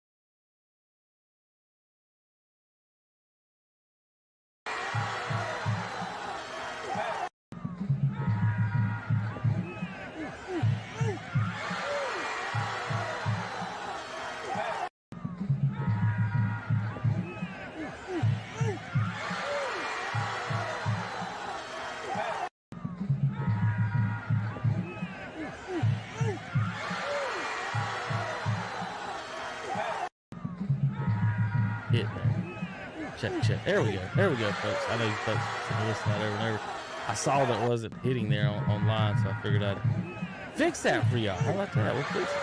Now let me shut them up. I know y'all seen that play 1,000 times. US thinking fans are tired of it. All right, let's go to this is RS Central and Chase. RS Central. This is Chase going up 7-0. And number 10, I think that's Swain, the quarterback. No, Jalen Ludus. Yes, it's Ludus before touchdown. So, yeah, it is Jalen Ludus that scores there. This is Kings Mountain going up 7-0 on the Chargers from 2 yards out. Pitch right. And remember, he jumped and kind of dove in the end zone for this one. Got the other side of a cameraman. And if you missed that Kings Mountain touchdown, we've got several more we can show you. Yeah, we got a couple. Speaking of that, Dennis, here's one more from 1 yard out, 14-0 Mountaineers over the Chargers. Right here. All right, let's, how about Mason Avery with a touchdown from a long ways out? Well, that's what he does. He they try to get him in one-on-one situations where it's tough to tackle him straight up as a high school kid, and then he busts through two right there. No point. West Lincoln's missed two 2-point conversions tonight. So two extra point attempts tonight, didn't it? So that may come back into, hey, you know how many games Lincoln has had this year where a 2-point conversion or something has been the cause of a win or a loss. So that's what Lincoln does. Well, I'm still interested. Does Avery have any college offers? Do you know what? There was a few small school offers, I believe. Terry Reinhardt, William. 21-0. Mountaineers go up on Crest right here with another run. Chase going up 13-0. Louisville quarterback, keeper. He can fly. And he's the quote-unquote running quarterback. They got running quarterback and a passing quarterback. Other quarterback, Kerr McSwain. And, of course, Tavon Driesman's out there. Got some athletes. But that line, you notice, they got some big boys up front there, Dan. 66 isn't a small man. No, he looks like he's been doing pretty good at the table. 50's pretty big too. Whoever this left tackle is, 20-0. This time we're going to hand off to Lewis at running back. So he goes from running back, quarterback to running back, to running back, quarterback, and either way they can't do nothing with him and keep him out of the end zone for the Hilltoppers. Lewis off the right side. Hey, how about a field goal over at Cherryville? And this is the Ironman going up 3-0 from a 34-yard field goal. Lefty up, boomed it, kicked it up onto the track. Leroy Montgomery collects the ball. And Ironman are up 10-6 right now. We'll have those other two touchdowns here in just a second. All right, field goal. Now let's go out to Lincoln again. This made it 12-7. A pass for West Lincoln. Believe it or not. A pass, West Lincoln. Touchdown pass for West. Wow. And it was a quick pass as he was about to get destroyed. And nice little play. I'm gonna give a lot of credit to the West Lincoln coaches on this. They had Mason Avery go to the right for distraction, so the defense is eyeing him. Yeah. In the meantime, watch how fast the quarterback has to throw this ball because of the defense. I mean, he just looked. Of course, I hit the button and it spins. It does. Who knows what it's doing? All right, we'll go to the next highlight then. Let's try to go back here. No, didn't want to play with me. All right, this is Bessemer City going up 6-0. 2-point conversion, no good on this one. This is Randall Pettis for the Iron.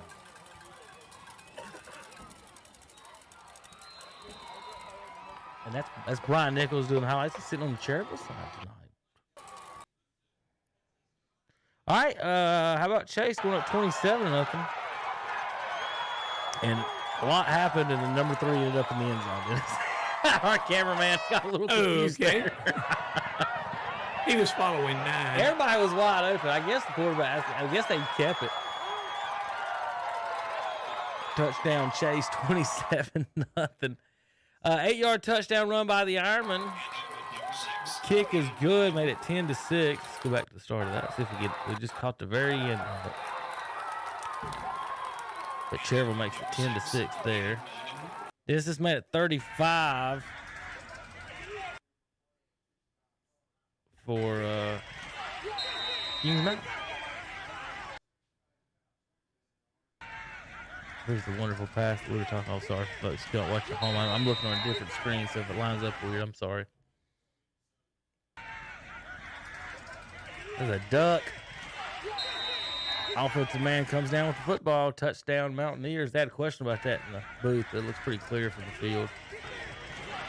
All right, here is Lincoln and recovers a fumble, Dennis, and returns it. 14-12 Wolves lead. And like I said, like you missed 2 extra points. Fumble the ball, now you're losing. There you go. 3 mistakes by your team. Missing 2 extra points and then fumble down by 2. So you got to be careful out there in football land.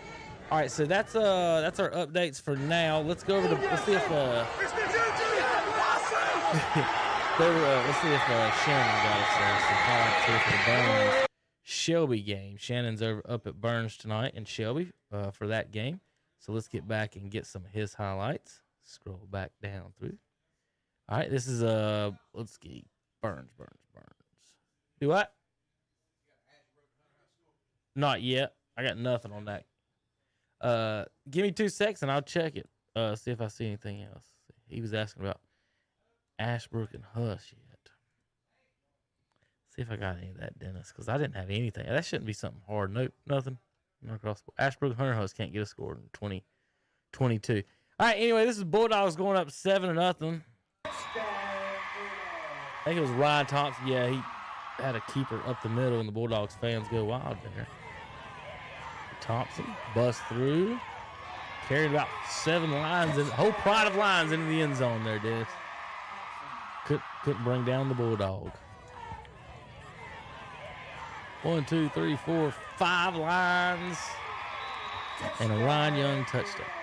Ryan Thompson touchdown, not Ryan Young. 13-0 Bulldogs. It's Jeremiah Norris punching it in. I want to see that catch by Haynes. Here's a Dalen Lee touchdown run into the end zone, makes it 14-7. Yeah. The Lions only score so far. And like the announcer said, Dalen's not really, or Jeff said, Dalen's not really known for his running, but keeps it. And here's your touchdown pass to Vincent up the middle. He just said he's a regular defender, didn't he? Is that what he said? He's a defensive player? He came in at tight end, run right up the middle, got wide open. Touchdown, Vincent. He actually caught ran the 2-point conversion too. So there's the pass. This made it 21-7 Bulldogs at the half. Yeah, they had a player that was dismissed from the game, and so I guess he came in to fill in the void, if you will. There's a lot of stars not in this game right now for both teams. O.J. Allen just got ejected. Isaiah Bridges is not there. I think Tristan Tate. So a lot of things, players and stars missing in the Burns Shelby game. So we'll maybe talk about some of that later. So this made it 21-7. And Dennis, we're going to go back out to the fields here in just a minute. Any thoughts or anything before we get out of here right now on what's going on? Just remember, folks, you're watching 16, 17, 18-year-old high school kids. And whether it's, in school grade-wise or out of school behavior-wise, they're still kids. It's not the end of the world. It's not the end of their life. But they need to remember, just because I play football for my high school, that doesn't cut it a lot in the real world. All right. So we are going to send it back out. Let's see if I got any games started off on the video. We'll start with one of these games that has Crest with the ball down 35-6. Dennis, is that all? We'll start there. How about that? That's a good place to start. So, folks, watching online, we are watching the Kings Mountain High School broadcast, and we are bringing you our audio is from our radio broadcast. So you're going to be slightly delayed. So if you're wondering why that it's not matched up, it's not our video. So the video is Kings Mountain High School. And this is our audio broadcast. So this is Rob Roop and Will, and they're about and that's going to be out of the back of the end zone of the video. But again, so much pressure being brought by that Kings Mountain defense. Really forcing that thing over to the other side. So that's going to bring up 3rd and 11 now for the Chargers. Tell you what, if there's. This is a very good Kings Mountain team, a team that's got a shot at a state championship this year, no doubt about it. Without a doubt, this is their shot right Absolutely. here. They're gonna go with this squad. And wouldn't it be kind of fitting your 100th year of football? It would and be. get a chance to go do that. So be their first one. Husky drops back, gets it out quick. Let's see. It's going to be caught. So Addison makes the reception. That's a gain of, look like. Yeah, going to make like it. 6. We're going to be about 4th and 5. Yeah, 4th and 5 here to the Chargers. So, yeah, pick up a 6 on the reception.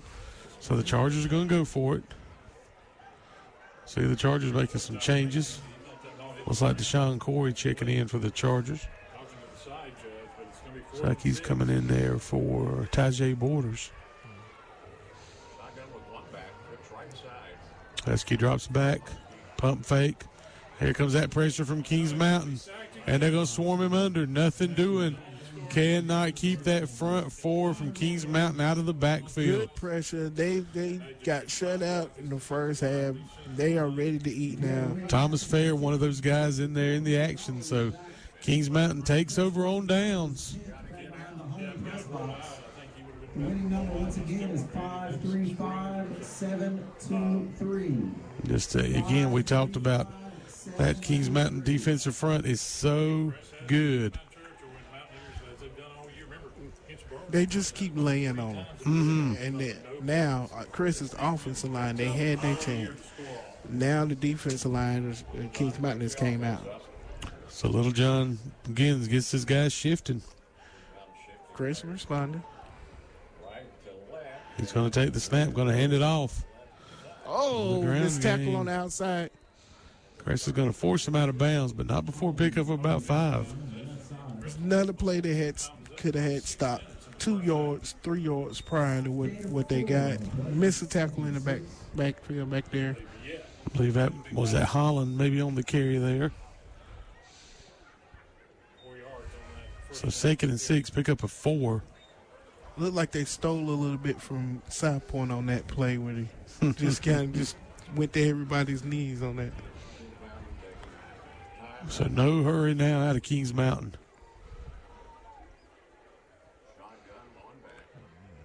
To the pistol formation now. They're going to hand it off again. The ground game with the Mountaineers. And that's going to be a first down. Clock will continue to run. The offensive line is done submarining.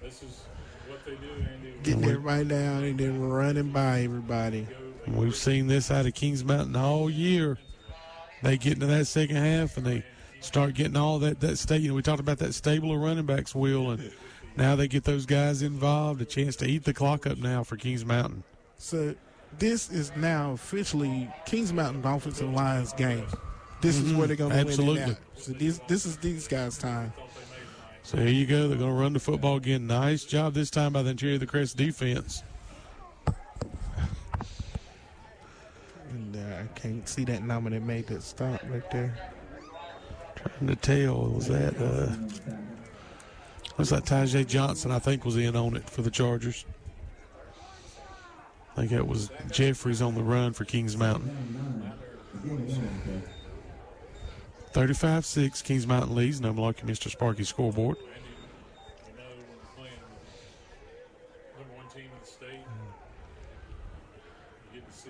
Little John has his back step up beside of him this time. There's the snap.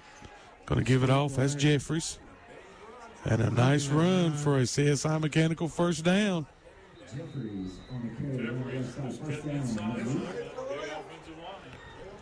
So who was that offensive line that led that block over there? I was trying to catch that number. Tell you what, that was a big youngin running. I like you. Gotta love when you see those big linemen that can move too, baby.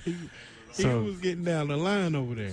So a nice run there by Teddy Jeffries and the Kings Mountain offense. And again, no big hurry for this Kings Mountain offense against this Crest defense. This is the game that I was looking for them to play in the first half. This is the keep away game that I thought they would come with. Oh, we got an official.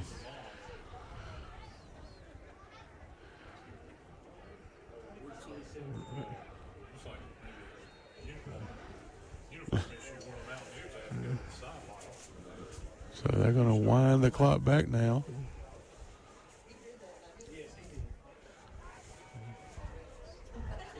So first down here for Kings Mountain.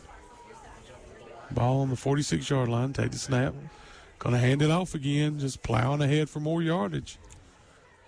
I believe that may have been Jeffries again. It looked like Kings Mountain has committed on this drive to just ride their offensive line. They're letting the big dogs eat right now. Just drive at the drive that they're just grinding right here. And like you said, Will, I think, like I said, now this has turned into that offensive line's game. Yeah. And, get off the ball, give me good solid blocks, pick me up 3, 4, 5 yards at a time, and it won't be long. This quarter will be over. Right. And, just tick, tick, tick. No saying. this interior defensive line of Crest have been so good all night, but they just been out there all night. So you're seeing the weighing in of that, of them being on the field all night.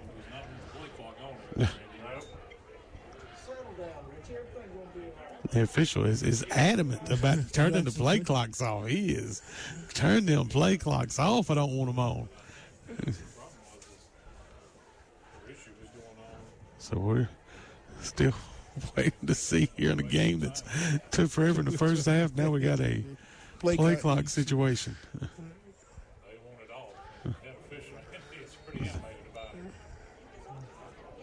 So that's going to wind the clock now. No play clocks now. No play count.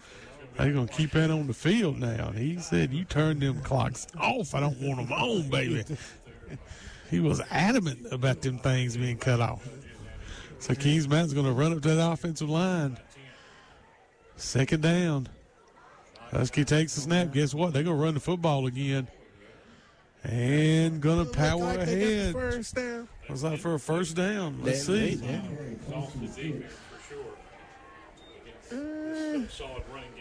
Again, that's on my blind side. Like it's going to be a little short. Yeah, just short. It's a 3rd and 1 for the Kings Mountain offense. And if you're Kings Mountain, hey, that's just let the clock run. We'll run another play, get this 1 yard, and keep going. They're taking time, and they taking the time down on keeping the time on the field. So only way you can keep up with when they start running that play clock is if you can look at the clock on the game clock and when they start to wind that play clock. So there's the snap. Good defense. Nice job. Good defense. He came clean. There's Day Pettis. Really the first time we've had a chance to call his name. And a big loss on the play, 4th down. So Pettis came off the end there to make the tackle, stop in the backfield. So going to make it about 4th and 5 here. See if the Charger defense can get off the field. Like I said, Will, a little bit of pride here. Look, if you're the Chargers. And again, if anybody was going to show a little bit of pride, it was going to be Day Pettis. So let's see what Kings Mountain does here. Single back in the backfield, pistol formation, receiver left, receiver right. Hard count from Little John, trying to see if they get him to jump. And Coach Lloyd's going to call timeout, so we'll take it with him. You're listening to High School Football on WHS. It's time for the big game and Safe Lane Driving School in Shelby. The second half. Would you say we got a nail biter? It's a close ball game. Yeah, it's a close ball game. 10-6. Ironman leading. It'll be Bessemer City ball to start the second half. Well, after the trickery on the 2-point conversion there by Chase, RS Central decided to have a little bit of trickery on their own after the corner barbecue kick of the pigskin by Brian Sixtus. And the kickoff was caught by Marcus McKinney. He started to come back to the RS Central sideline and then pitched it behind him to Marcus Logan. Logan had a decent run and ended up getting brought down about the RS Central 31-yard line, and that's where they'll start this drive with Levi Vogel under center. Got 2 receivers to his left, 1 here to the right. They're going from left to right if you're in the home stand. Vogel with the snap, quick pitch. And that's handed off to number 13. That's Malachi Costin. On the right-hand side there, just very tough running. Nowhere to go hardly, but he made something out of nothing there. Got some positive yardage for RS Central. The clock continues to run here in Riverton. Now the running clock here up 40 points. There's a running clock in high school football. You'll see that right now on the scoreboard. So probably, unless RS Central scores, that will continue the remaining of the game. Costin with a gain of about 4 on the play. Ball spotted at the 30, just shy of the 35-yard line, so we'll call that 2nd and 6. Do want to have an update from TJ that I have here. TJ unfortunately lost tonight, 7-0. A close game there, heartbreaker there. They lost that last game of the year. TJ will finish the season with 2 wins. Vogel under center. There's a snap handoff. Fake handoff up the middle. Oh, the pitch is on. And RS recovers the pitch. Gracious, good save by RS Central. And it's taken out of bounds about the 37-yard line. That could have been disastrous for RS yet again. But number 11, Marcus McKinney, stays with the botched pitch and was able to pick it up off the hop. It should be very close to a first down, and it is. So another Turner Hauser Insurance first down for the Knights. Ball now at the 31-yard line. 7 minutes to go in the third quarter, so a lot of time yet. No rush for the Knights at this point as they try and get a touchdown and close the margin.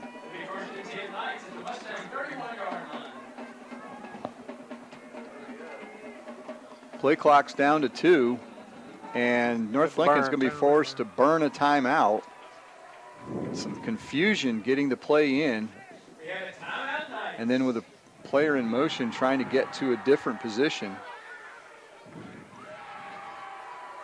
Looked to be Iverson Snell. There's a high snap. Crest is going to pursue it. Trying to get to a different position in the formation. Crest Clock was recovers about the to fumble.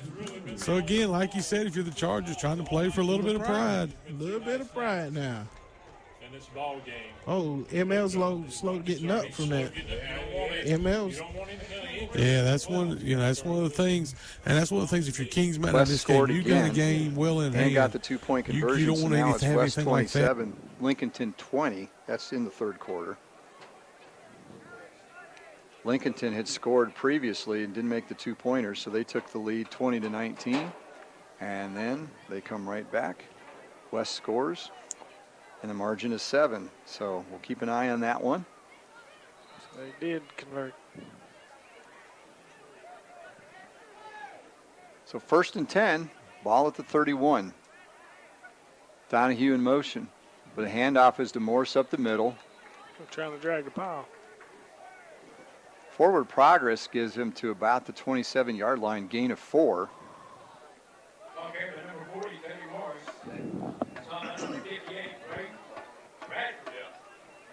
It's a tackle made by number 58, Blake Bradford. So 2nd and 6. A little shorter than they've done on the previous first downs, but still manageable with the North Lincoln ball control offense.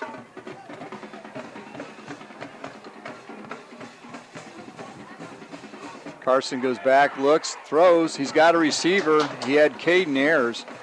Ayers was looking to run before he caught the ball, and it whizzed right through his hands. Got one job out there. That's all you do, only receiver. Got to catch those when they come to you. And it might not have been a first down, but he did have a little bit of space. Yeah. He could have run into. He was looking for the space before he caught the ball, definitely. Yep, certainly could have caught it. So 3rd down and 6.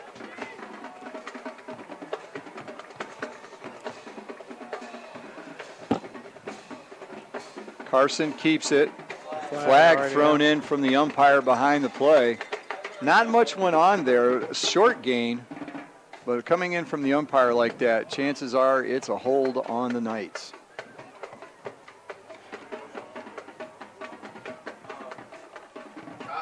Chop block. So a chop block is called on the Knights. Another one the umpire has a very good view of, but you don't see very much. Sarcastic cheer from the East Lincoln crowd, if you can have such a thing. Oh, I think they did. I think they did a fine job of it. They're glad to actually see a call go the other way tonight. Especially a hold.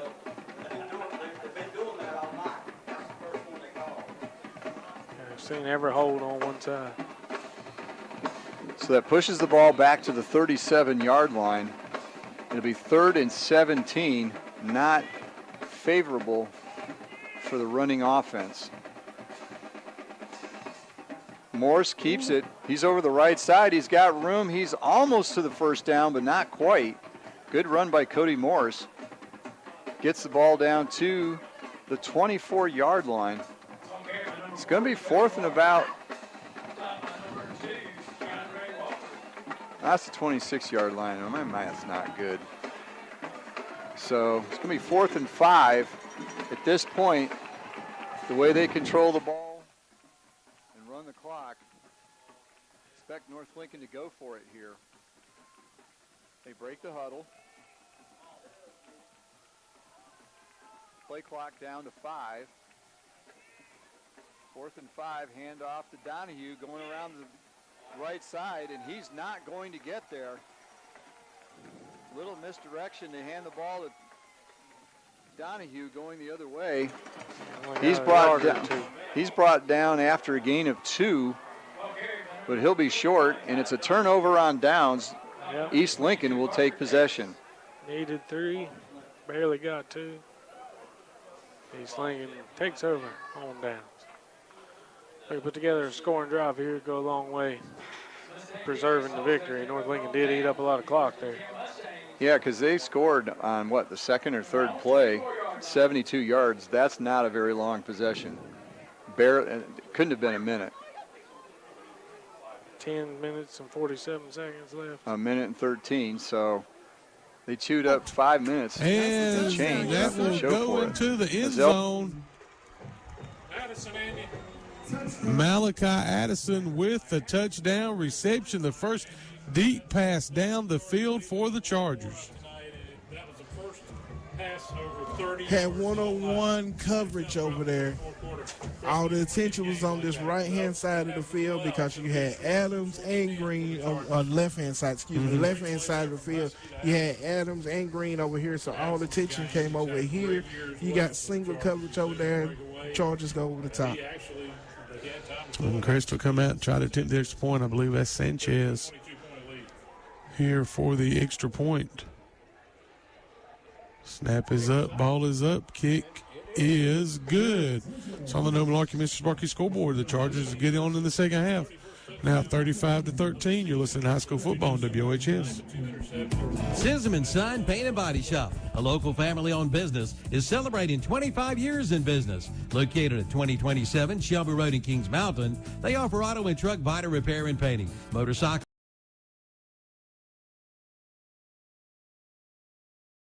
Boy, they get the 9. I tell you what, that's a little generous there, don't you think, Jeff? Well, no comment. Yeah. Hey, we'll take it for Burns. I thought he had 7, but it was a good run either way. 3rd down 1, and they like to do this. Student body right, and there goes Thompson, and he bulls his way to the 48-yard line. 2-yard pickup, and it's to be a Falston Pharmacy first down. Yeah, get a little wildcat action there with Burns. Like I say, that's an effective play for us. We've run it all year, and we've been, real successful at it. So first down, the second one of this drive, and I tell you what, time is not a huge factor just yet, but if you're Burns, you definitely want to burn about 7-8 minutes off this clock as much as you can if you could string this drive out. Well, Burns wants to score, but they've already flipped the field. Right, so, correct. It's kind of gravy right now. You can let the clock run down, run the ball. 3 wide receivers to the left. Toss play to the left. There goes Norris. Can he turn the corner? He's strung out. Good job by the Shelby defense. They'll get him behind the line for a big loss of about 6 or 7 yards. Yeah, nothing much doing over there. And a good tackle there by Camden McGill. I mentioned his name earlier. I know him and his daddy John real well. He's a hard worker, good kid. Getting ACC offers as well, too. So it's a 4-yard loss. Yeah, but that's that's the adjustment that Shelby's made, Jeff. I think that that play was really effective in the first half and has not been here in the second half. So we're approaching 6 minutes left to go. Burns behind the sticks, 2nd down and 15.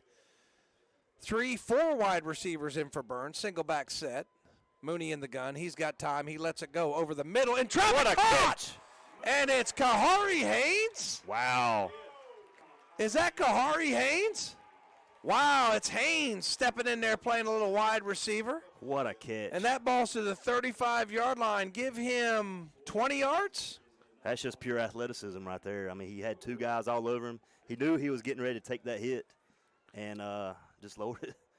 I tell you what, that was great. Took the hit and held on to the ball. Great catch in traffic. As I said, it's been by committee since L.J. Allen has not been available. And they've been stepping up and doing a great job. But look at this clock. It's under 6 minutes. Yeah. So this is basically, just a perfect scenario. If Burns can score here, can chew up some clock and score. Shelby defense looking for a play to get off the field, looking for a turnover, something to turn the momentum here. And Burns is going to run out of time. So we'll take a timeout with him. We'll be back in 60 seconds. Your local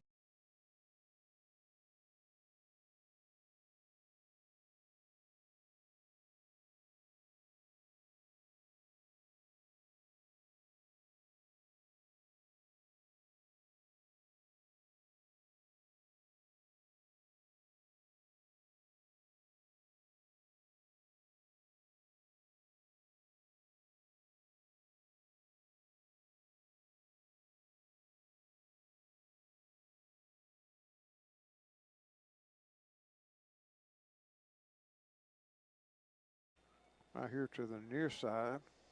Big play here for this Cherryville offense, trying to answer the Bessemer City touchdown.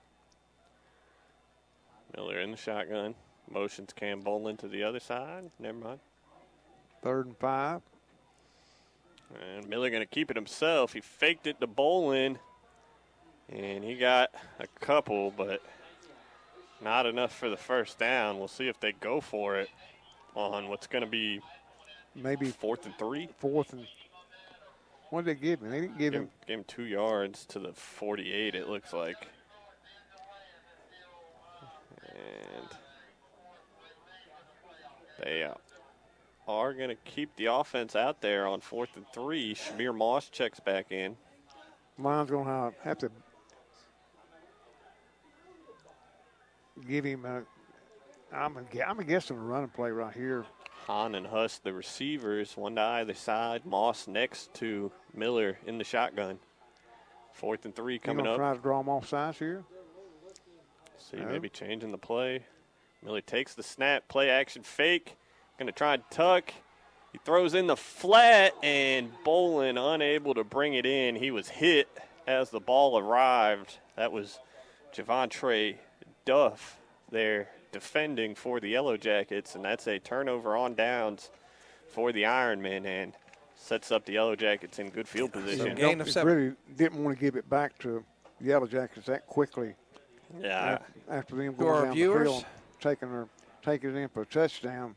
I'd imagine Bessemer is going to come out in that same heavy formation. We'll see if Cherryville can adjust. They had no answer on that first drive. They ran maybe 7 plays, and I think 6 of them were fullback dives right up the middle. They are in that same formation. Holmes under center to take the snap. And it is a fullback dive to Chastain, and it's a big hole for a Medical Center Pharmacy first down. Pick up a maybe of 11. Let's see. Yeah, I think they'll give them 11 yards on 1st and 10. There's a Cherryville player down on the field. I think it's Colin Huss. He sat up for a second and then went back down, and now he says he's okay. He waved the trainer off. Maybe got the wind knocked out of him, I think. He was in on the stop there, and he's taking his time getting back up. We'll take a quick break while they check on, I believe that's Colin Huss down on the field. 4:49 left to play in the 3rd quarter when we come back on WCSL. It is. That's going to be pass interference against Shelby. And, Jeff, that's not an automatic first down in high school football, is it? It's not, but it's 15 yards. Yeah, it's 15 yards, so it's going to be anyway. Is that, what was it, 2nd and? Yeah, 15. Right there. Okay, so that's going to be the 4th Falston Pharmacy first down as the pass interference, and that looked pretty obvious, man.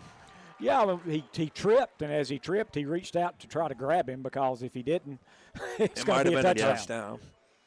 So the team looks like they're moving the chains on the field. Yeah, it's a 15-yard penalty. Yeah. I knew it had to be close. I knew it was going to be close. Brings it all the way up to 25, so Burns is in business here, closing in on the later part of the 3rd quarter. You could not have scripted it any better, though, because Burns has had the ball. We've had it since 9:43. Burns has had the ball for 5 minutes and 23 seconds. Yep. I'll tell you this, you couldn't have scripted it any better. Now, if you're Shelby, you're looking for a turnover. Hasn't been a turnover in this game. Motion man is Thompson. He'll take it to the right, cuts it up. He's to the 25, makes a man miss, makes another man miss, takes on tacklers, and he'll get to the 20, gain of 5, sets up 2nd and 5. Yeah, good hard run there by Thompson. Like I say, it could have been a drop back for a loss there, but good job of making something out of nothing. And the clock continues to run. Yeah, it will, and it's under 4 minutes. So we're 6 minutes exactly on this drive. It's hard to score when you don't have the ball. And that's Burns' game plan here. This drive started back at their own 10. Yeah, the longer Burns has the ball, the more that defense is going to get wore down for Shelby. So 2nd down and I think 6. Yep, 2nd and 6. So they only gave him 4. I thought they were going to give him 5. So Mooney in the gun. He's got it. Got a little time, running out of time, sets up a screen. It's Norris. Makes a man miss. Well, I tell you what, he has swarmed under. I don't think he got anything. Going to set up 3rd and 6. How good of an open field tackle that was, Jaden Pierce. Yeah, that's a big boy to be making a play like that. That's a with play. a shifty That's Norris a play open to get field. you noticed right there because I felt that Norris was going to pick up about 10 yards, and that was just a great play by Pierce. Well, I tell you what, he did put his foot in the ground and make a great move, but Pierce was able to get just to the reached ground. that one meat hook out and grabbed it, made the tackle. So we're up to 7 minutes off the clock in this drive, and I know we keep saying that, but that's critical at this point in the game. And we have an injury, so we'll take a timeout with him. We'll be back in 30 seconds. Come see the all-new Bobcat CT.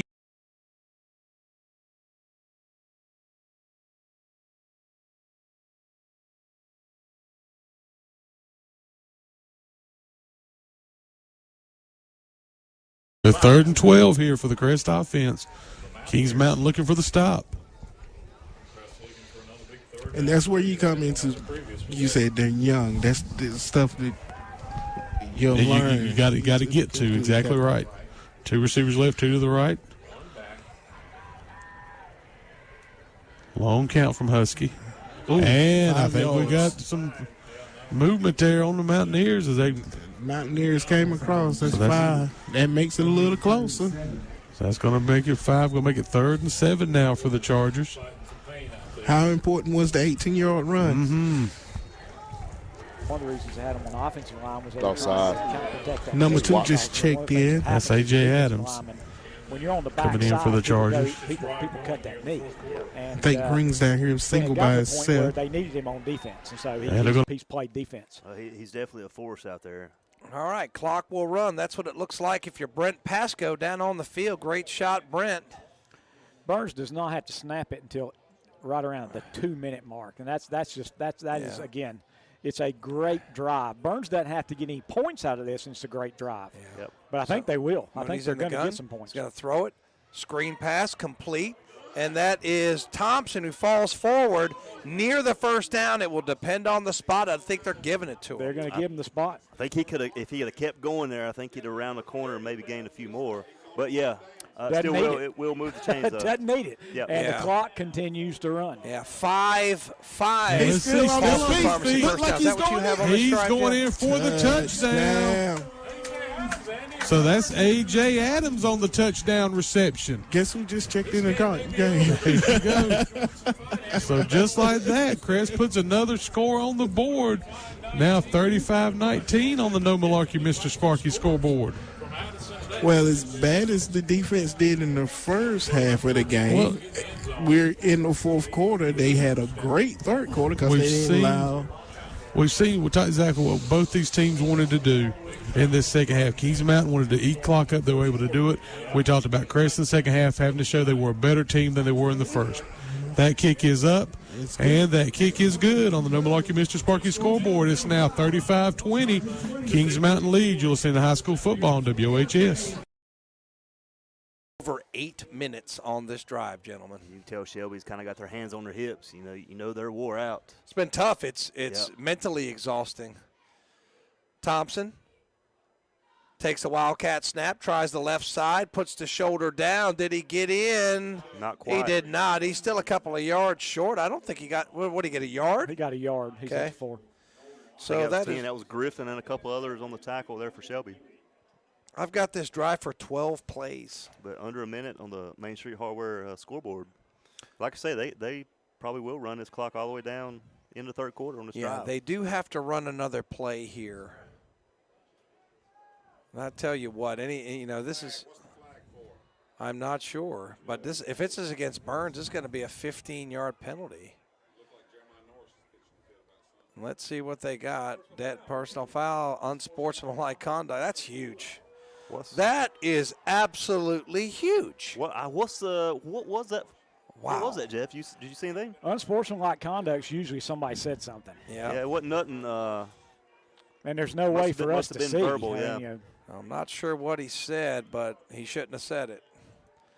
And that backs him up. Man, that might end the scoring threat because now it's a 37-yard field goal. It's still second down. Yeah, it is second down. Yeah, it is second down. And if you have to kick a field goal, you're going to be on the other side. I'm telling you, Tom, it's a great drive if you don't get points. Yeah. You want to get points. I agree with you. Yeah. That 15-yard penalty is really bad. But huge. Toss play. Wilson picks his way 20, barrels his way down inside the 15, so he'll get some of the penalty yardage back, and that's going to take it to the end of the third quarter. So a quarter dominated by Burns. The last 9 minutes, 43 seconds, they possessed the ball. We'll have the fourth quarter when we come back, 21-7 at the end of 3. Well, the chickens have arrived at Parker Family Feed in Bellwood, and that's no yoke. Come by and see them. Just watching them will crack you up. Okay.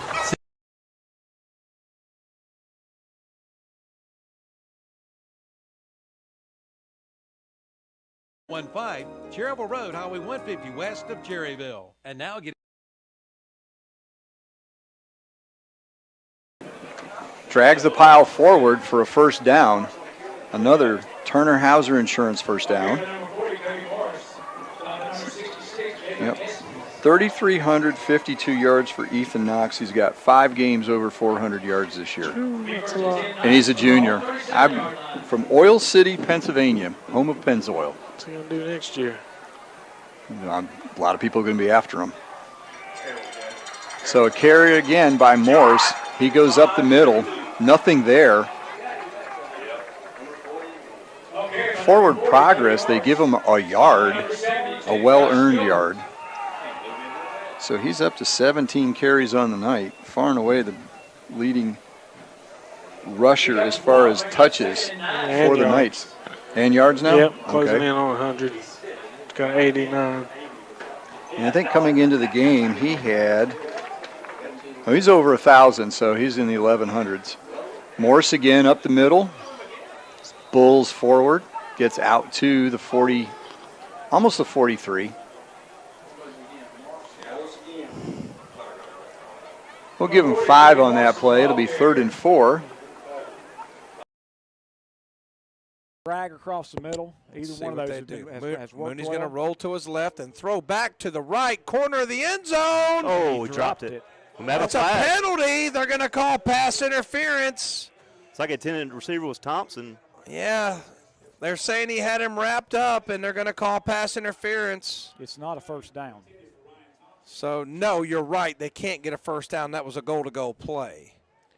So it is pass interference. Half the distance to the goal line. Half the distance to the goal line, and we'll do it again. So that'll put it on the 6, Jeff? Yeah. Yep. So Burns has one more crack at it. Well, I guess they could be 4-down territory here. Not sure. You know what? They might as well. I might do a running play to the left and get the ball in the middle of the field because 3 points is huge. You might do a running play to the left and score, Tom. Yeah. Well, the way this drive is going, you feel like you just sense that they're going to score here. Well, you can tell I'm a Cleveland Browns fan. I'll take the absolute minimum every time. Well, it's been a dominant drive. It has. Definitely within Camacho's range. Tired. It has. So Mooney rolls to his left, going to throw corner of the end zone, knocked away. Great defensive play. Yeah, good defense there by Ramsor of Shelby. Ramsor, one of the 9th graders, has been playing JV ball, and it's good to see him making a play from the golden lines. I think you're going to have. Well, it's 4th and Looks goal. like he's staying out. Looks like he's going to go for it. I would send the kicker in. Let's see what he does. Well, if you go for it and you don't get it, Shelby's got on their 6-yard line. Yeah. So. But I tell you, some of their receivers, if Hamilton gets loose, he can score 95 yards in one play. Yeah, but you hadn't seen it yet. Yeah. They're not going to kick it, though. They're going to keep the offense on the field. And that right there, no, don't have the sideline view. But triple wide receivers to the left. Yep, they're going to go for it. And Mooney's back, and he's got a little bit of pressure. Fires over the middle in traffic. Incomplete. Ball's a little bit over his head. Pretty well covered there by Shelby. But it is an almost 10-minute drive. Shelby's got it on their 6. A lot of time elapsed.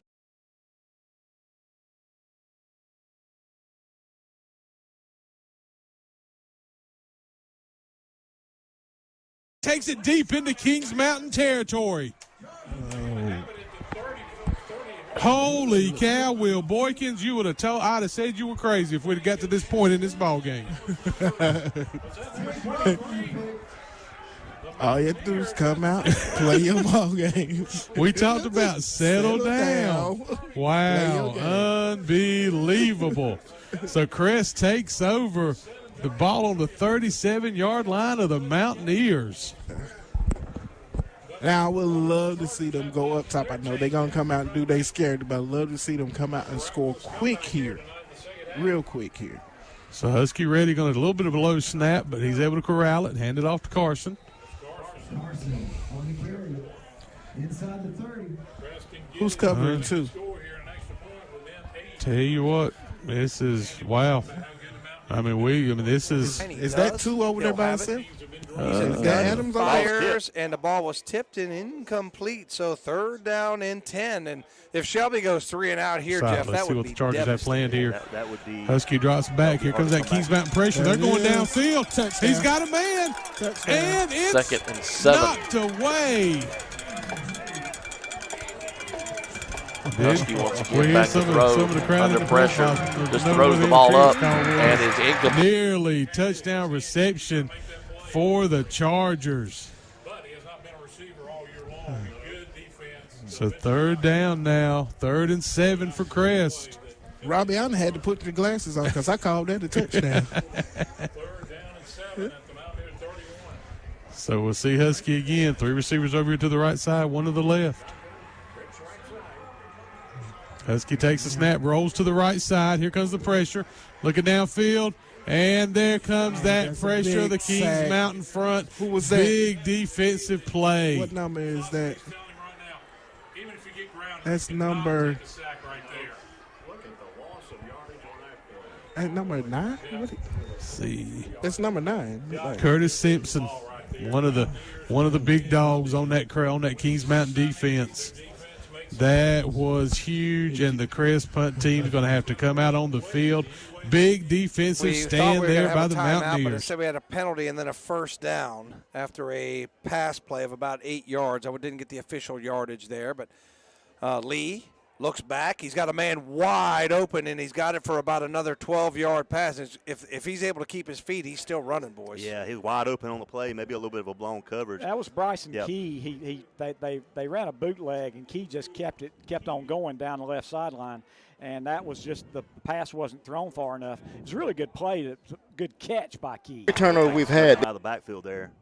So it's 1st down and 10 for Shelby, and they've got it out to the 33-yard line now. And Lee, quick out of his hands, another completion, gain of about 5. It'll be 2nd down and 5. I guess Hamilton for Shelby. That's Hamilton. He's going to have a 7-yard gain out to the 40. See where they mark it. Yeah, has he got 7? Yeah. So give him 7, and Shelby moving quickly. Clock at 10:20 and counting. 21-7 on your Main Street Hardware scoreboard. Shotgun, 4 wide receivers. Man comes in motion. And Lee's back, got time, steps up, and slipped out of one tackle. He's going to keep it and run, and he's going to got big yardage there. He's out of bounds at the 46-yard line. Give him 16 yards and another Falston Pharmacy 1st down. Yeah, pretty heads-up play there by Lee. Getting some 5 yards, getting it into Burns territory. We'll try to explain to you what happened when we were gone. But we don't have time because Shelby's quickly. Yeah, there was a penalty. Burns tried to call a timeout, get out of the 12-man on the field penalty. He couldn't do it, and Shelby was able to convert the 3rd and 5 as handoff up the middle, hole there, good run. Met there, I think it was McGowan maybe on the tackle, but he's from the 46 to the 39, gain of 7. I think it's Kamari Surratt there on the tackle for Burns. Bryson Key on the run for the Golden Lions. 2nd down.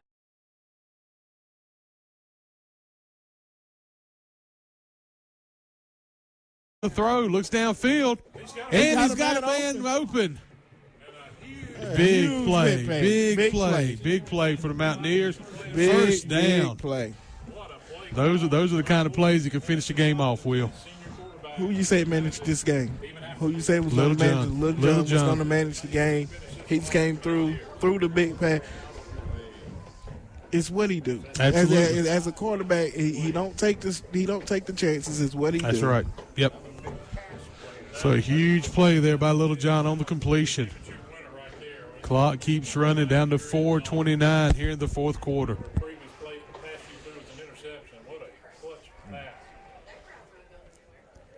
So Little John takes the snap. There's the handoff.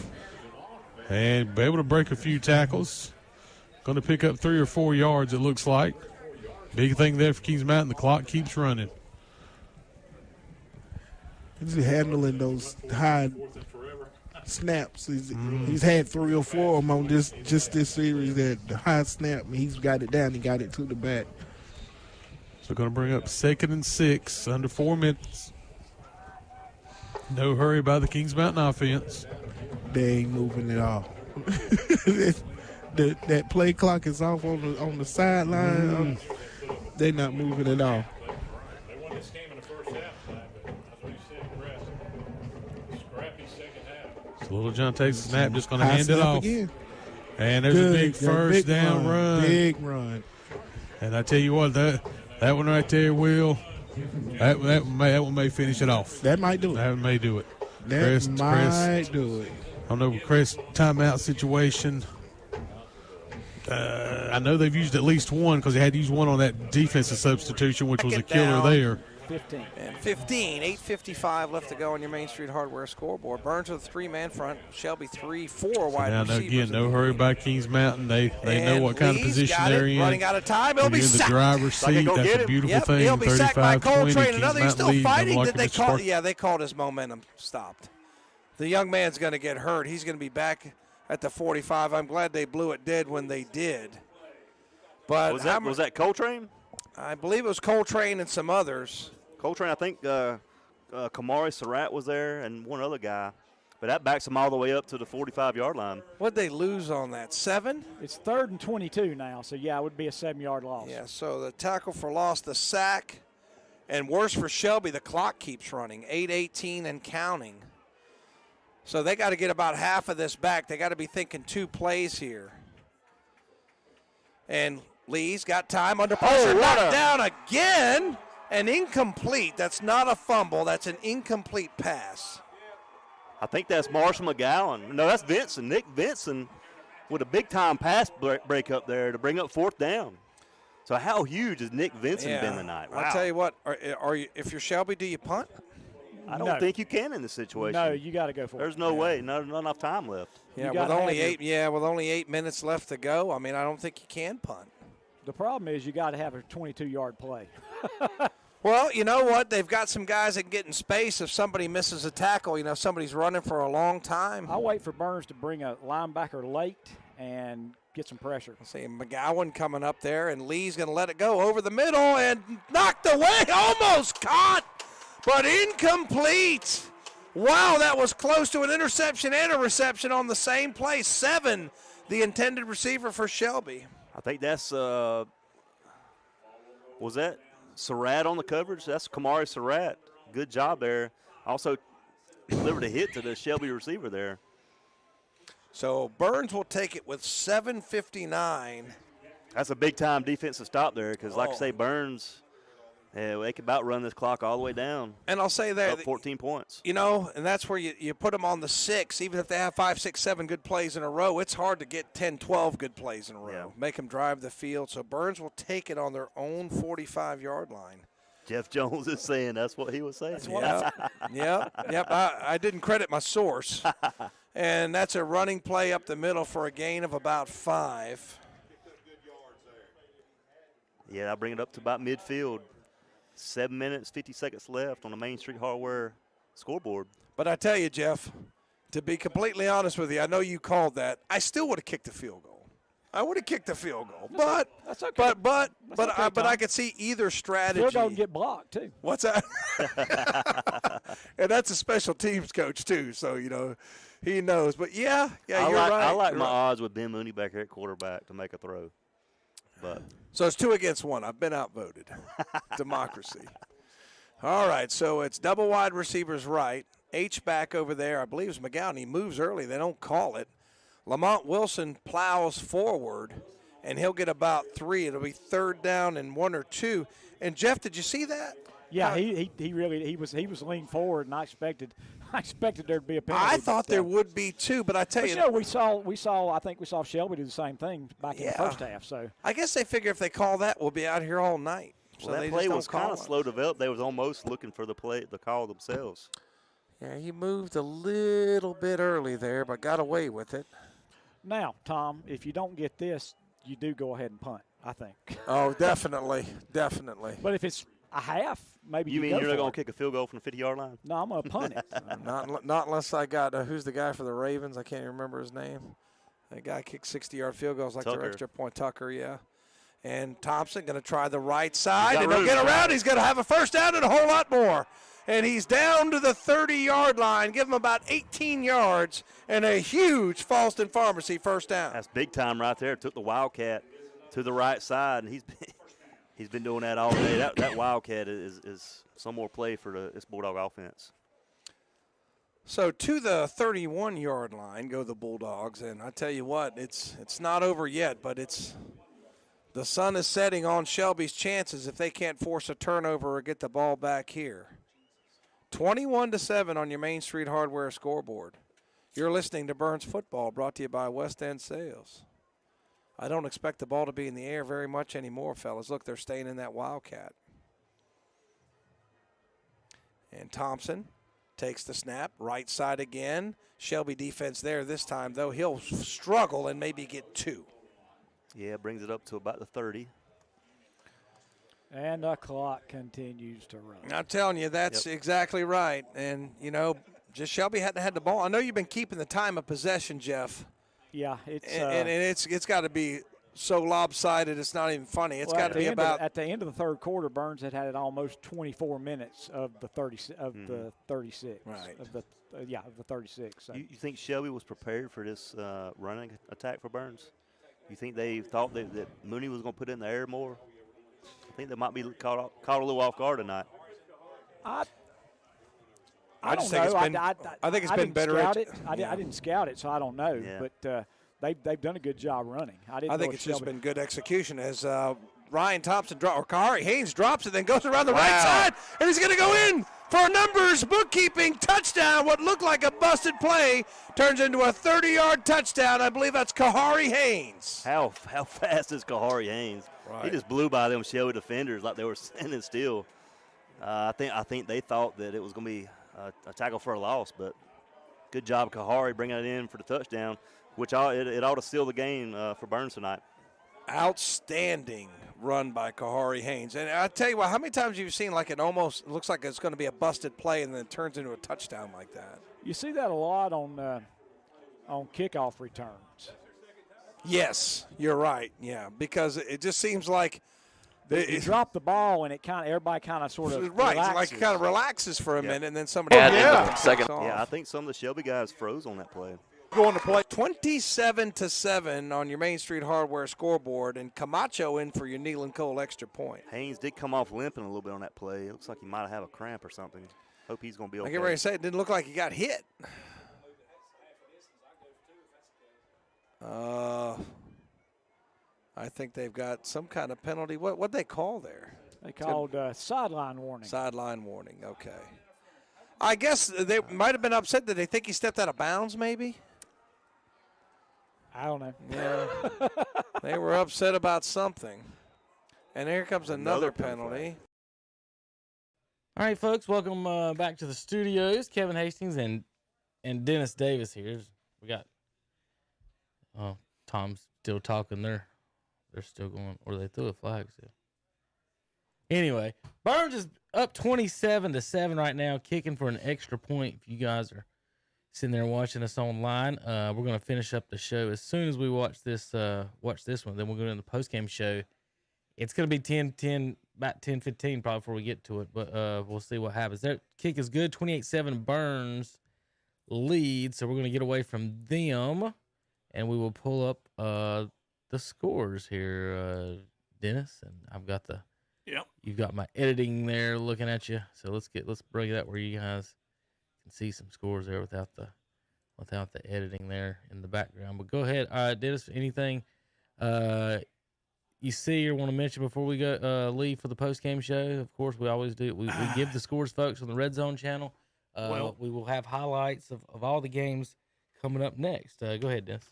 I was just going to say, it looks like South Point has solidified the number 2 slot in the conference with a 55 6-0 victory over the North Gaston team. That's not a surprise.